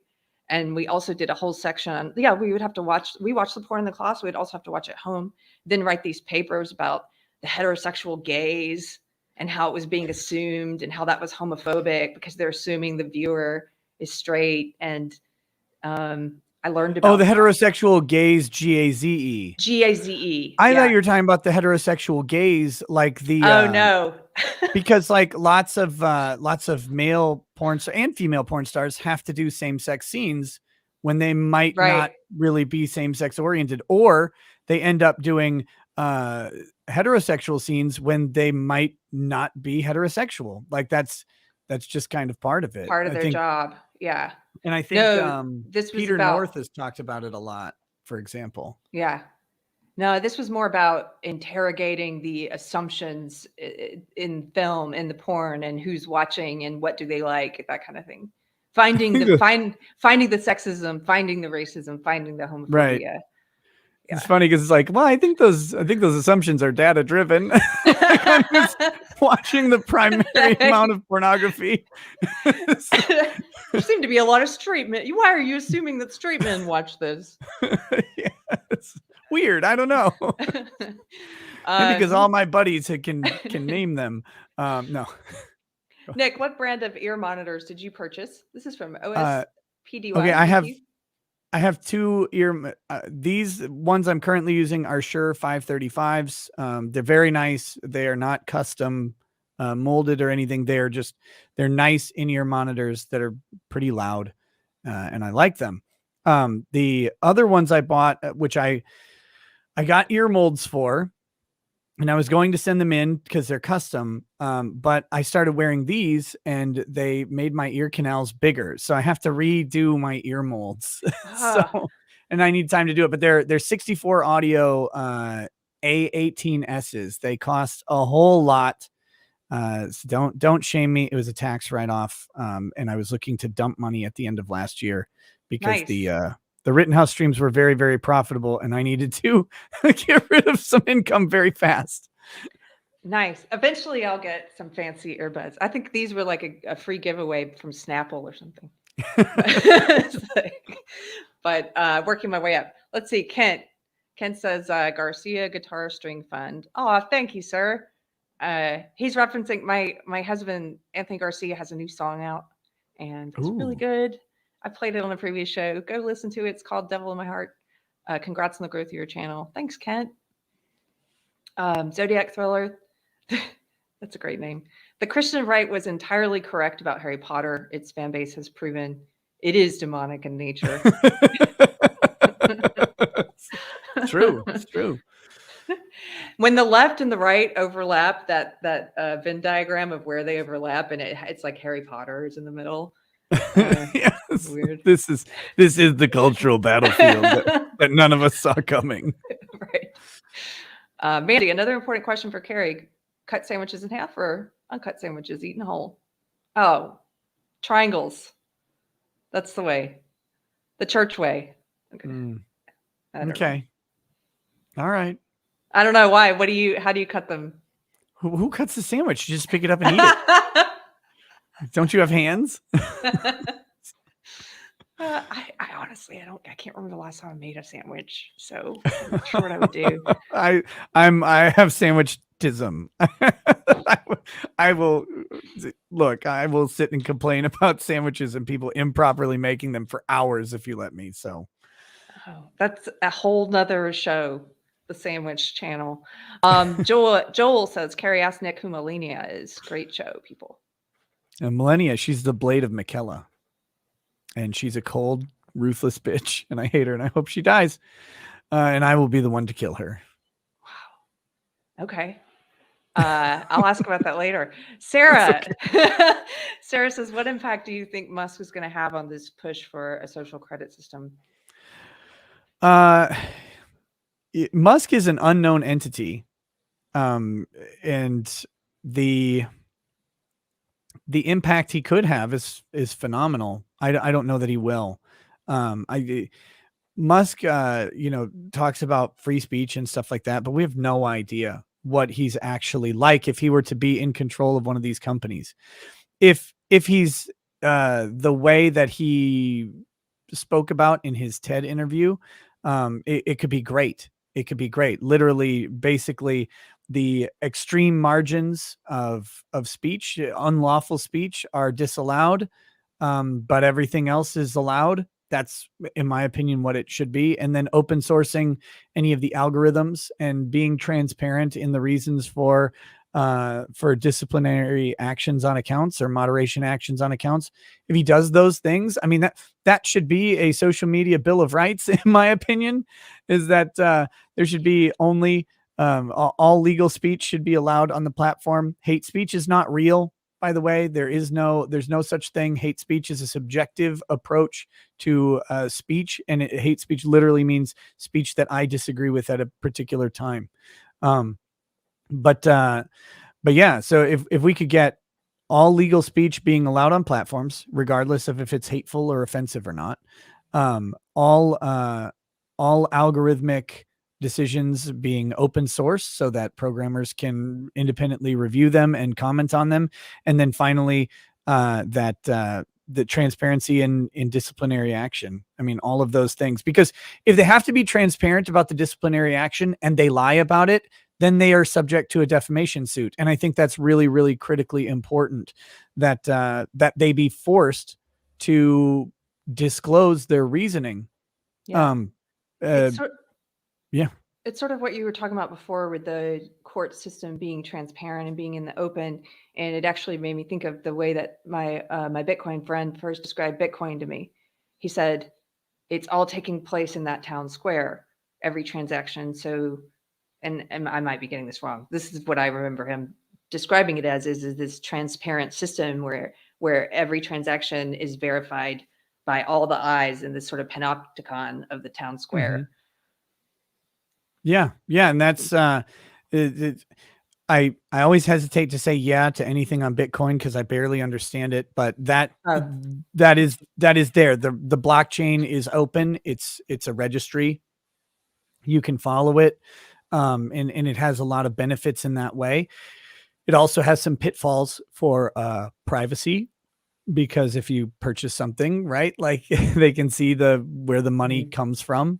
The really scary thing is if they can track a Bitcoin back to a source all the way, like eventually maybe you bought the Confederate flag years ago, right? Like you paid this person who paid that person who paid this person, you created a network.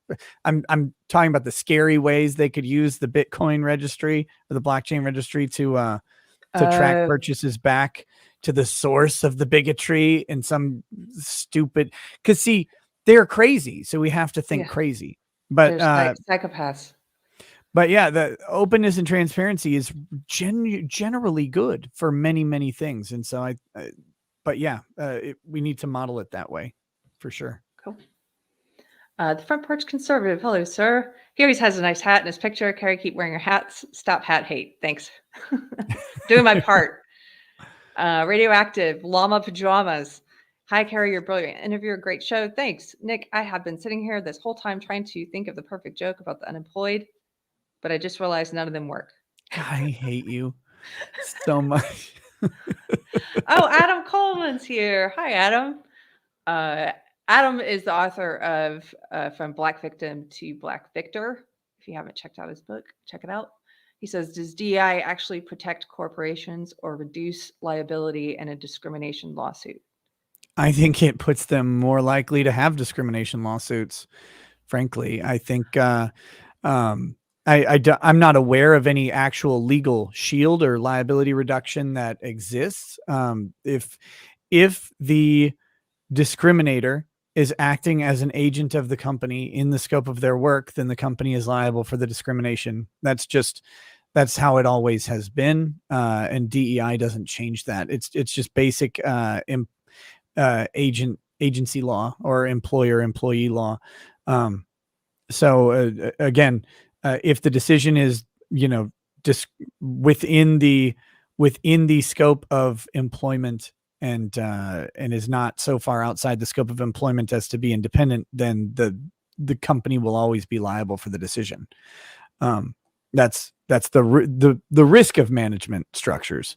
So, have you seen those studies that say that a company is more likely to have problems with sexual harassment after they've been through sexual harassment training for employees? Well, yeah, I mean, it makes logical sense. I haven't seen the study, but it makes logical sense. You educate people on what sexual harassment is, and then they will start finding it. It's like when you buy a red car and you notice how many red cars are on the road, right? It's that I don't remember what the psychological condition is, but you have a thing as a primacy in your brain, and then you start seeing it everywhere, and you become Anita Sarkeesian. Where everything is racist, Yes. everything is sexist, and we have to call it out all the time. Well, then you're going to get more and more of it for sure. Yeah. I would just fire everybody who ever mentioned anything about sexual harassment ever. Sexual harassment, fired. I don't care who did it. You're fired. Fired. Stop it. That's why I don't own a company other than my own, which is just me. Just you. Fired. Doc Savage. Hello, Doc Savage. He says, how about we refer to parental rights bill and education by its name instead of the smear? You know what? Thank you for saying that, because I've gotten so used to the smear as the name that I'd even forgotten the real name of it, the parental rights bill. Thank you.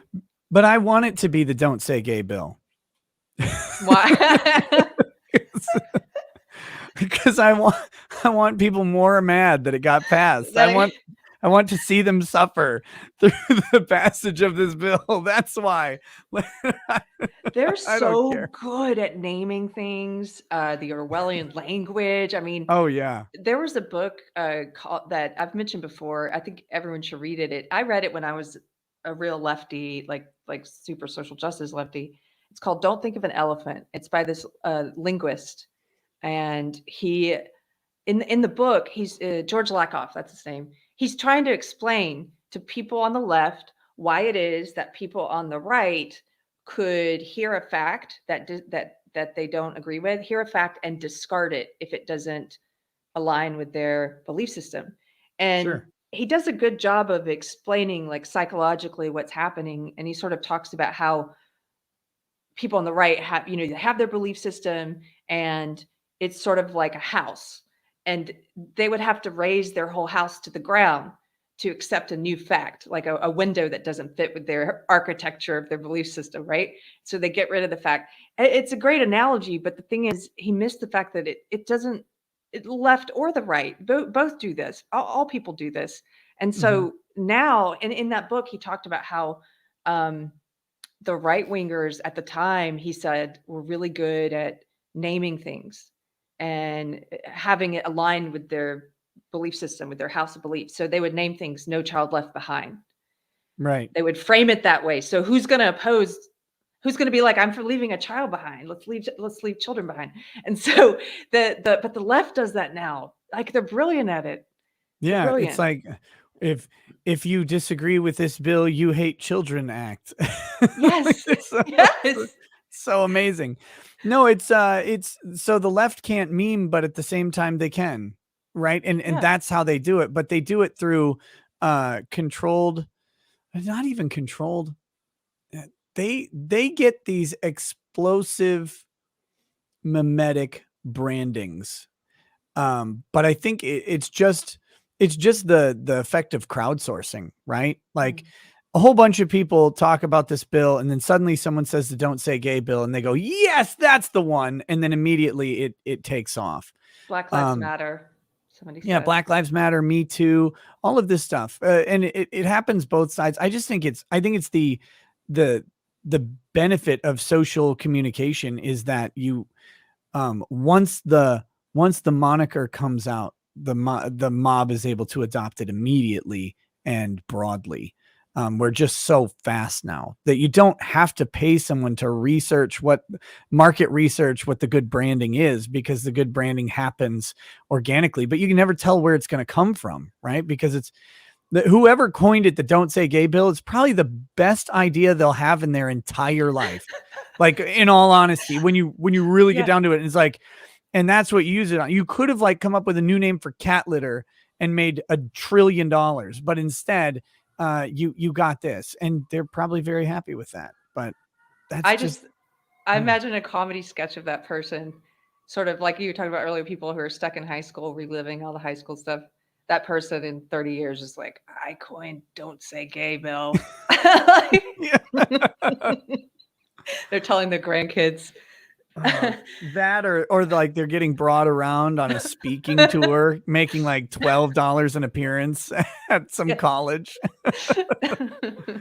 Matt Deckard, hey Matt, says, remember the middle class. What an odd concept. It's a strange one. Joel, after seeing Disney and Netflix take some L's on account of the woke nonsense, do you think the gaming industry will avoid the woke trap? Not a chance. No. Nope. No, the one thing that Ripa's talking about is parallel economy, and the way he's contributing to it is the Ripaverse comic book universe, which is great. And I think it's phenomenal.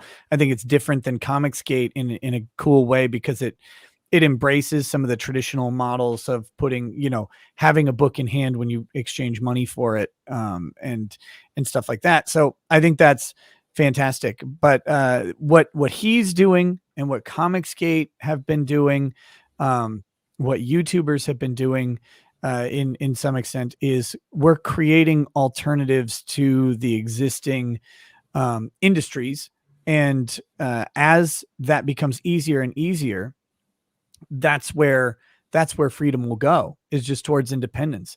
And we're seeing it in the independent game, the indie game revolution that's become possible and prominent because of things like Steam and Good Old Games, the ability for people to have instant access to distribute their personal works, and the tools to make really high quality things at the amateur level, is allowing a whole new market that will be the anti-woke market. But Yes. it will push towards AAA titles being predominant from the industry, and those AAA titles will be polished and processed and wildly expensive, in the same way that a Marvel movie is polished and processed and wildly expensive, marketed to hell, and the idea is to make more than they put in.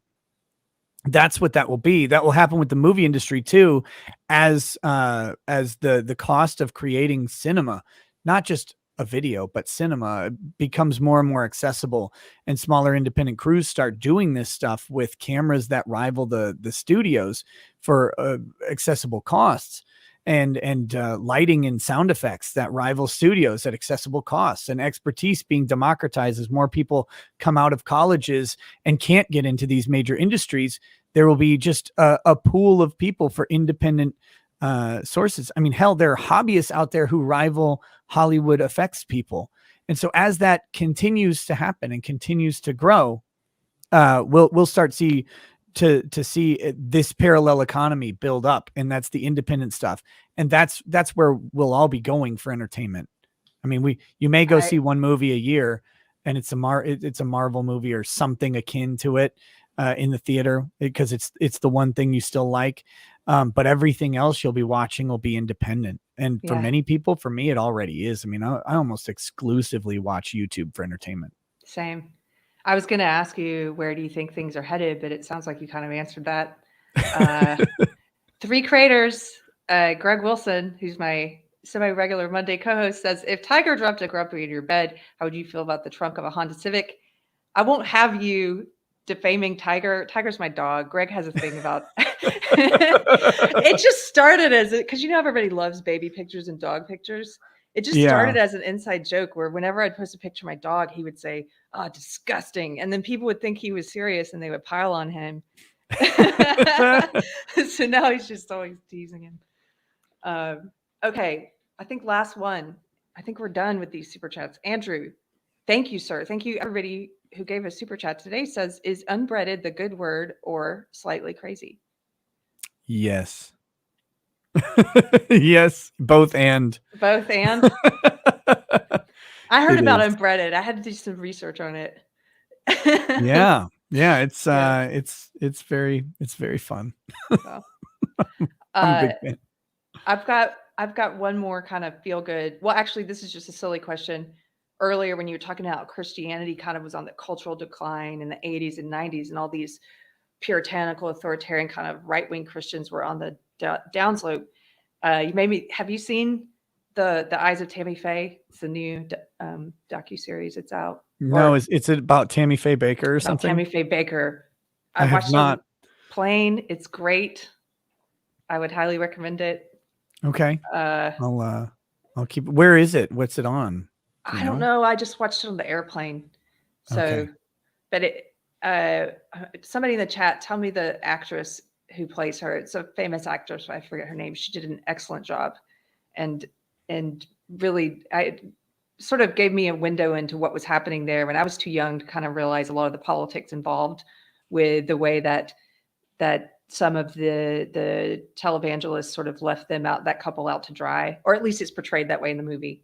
Sure. Jessica Chastain. Jessica Chastain, yes, she did an excellent job. Okay. I'll have to check it out. That's good. And so here's my final question. Matt Deckard interrupted though. The pro-child castration bill didn't catch on. No, not catchy. Doesn't have that ring to it. Yeah. So with all the crazy stuff going on in the world and where we're at culturally and some of the stuff we talked about, what is giving you joy lately? Something. Oh man. It's honestly just making stupid videos on YouTube and doing live streams. It's the best job on the planet, and people participate and enjoy it. It's when I went to school, I wanted to tell stories. So at the time, what I thought was I will go write movies and books. So literature and creative writing major. And I just wanted to tell stories and entertain people. But, you live in Minnesota, and what are you going to really do in the early 2000s? I guess you're going to go move to LA and starve like everybody else, or go to New York or something like that. And so I didn't know where that would go. Thank God I met my wife in college and stayed where I was, and we started a family, and it kept me away from those hellholes. And then I had to work. I just had to work to get to feed us and to house us. And so I had to do banking stuff, because that's what I fell into by accident, just getting a summer job in a bank, and then banking after college, and then into the back end of banking. And I thought I would climb the sort of the corporate ladder at Thrivent was the idea, and to move up into some sort of management position, or go into risk assessment or something.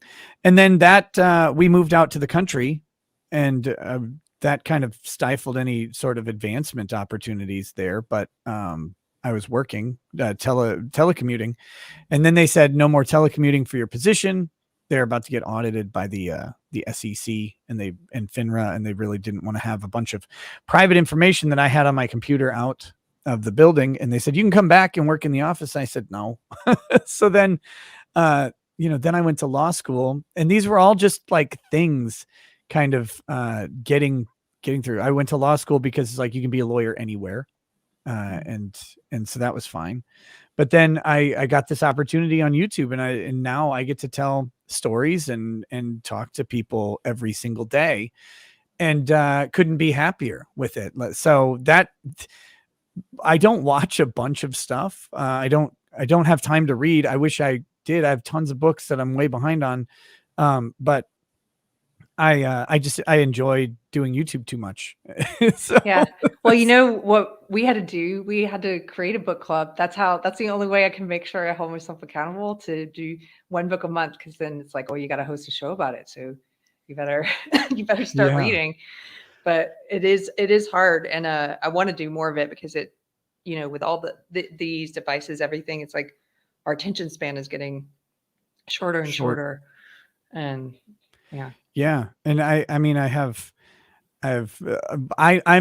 a simp for Warhammer 40K. That's what like all those books are. And but I have so many of those to read, probably 100 now that I'm behind. And then I have I have James O'Keefe's book that I really want to read through.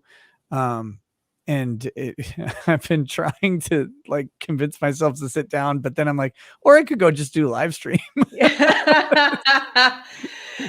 Maybe one day live streams will just be reading books that you want to read, like so that you make sure you get it in. You're like, today we're reading chapter 3. But my dad he volunteers at an animal shelter, and his job at the shelter is he reads to the dogs. They have volunteers come in and read to the dogs so they hear a human voice. And that would be a great job to make sure you get your reading in, except he reads children's books, which doesn't make sense. It's like they don't know what you're saying. Dogs. You could read the books that you want to read. But yeah, read them something great. Oh my gosh. Read them James O'Keefe's book. Yeah, there you go. I've started it. It's fascinating. It's interesting. I'd love to talk to him sometime, but because I think what he's doing is, I mean, he's the parallel media, right? Like he's doing investigative journalism the way it kind of people envision it's done. Yeah. And it's like, okay. And he's doing it to his own benefit and detriment simultaneously. And that's how independence works, I think. Yeah. Well, thank you, Nick, so much for hanging out with me here today, for hanging out with all of us. Enjoyed learning more about you. I tell people where they can find you if they're not familiar. Well, you can find me on YouTube at Rekieta Law, all one word. If you go to your YouTube search bar and type in REK, you'll find it. It'll pop up, that's kind of a fun, proud achievement. But the other place you can find me if you want to get a little bit more intimate is on my locals, rekietalaw.locals.com. It's not a dating site. It's like a Patreon type thing, but it's free to join. I encourage people to go there because YouTube is very bad at sending out notifications for things, but Locals is quite good at it. So whenever I go on a show or do my own show, I try to post on Locals because that notification goes out to pretty much everyone. So you can find me at either of those places. You can also find me dying over and over in Elden Ring on Twitch really, really late at night at twitch.tv/Rekieta Law as well. Cool. Oh, and on Twitter, I'm Rekieta Media because my Rekieta Law account got banned. Oh, yeah. Rekieta Media. Well, thank you very much.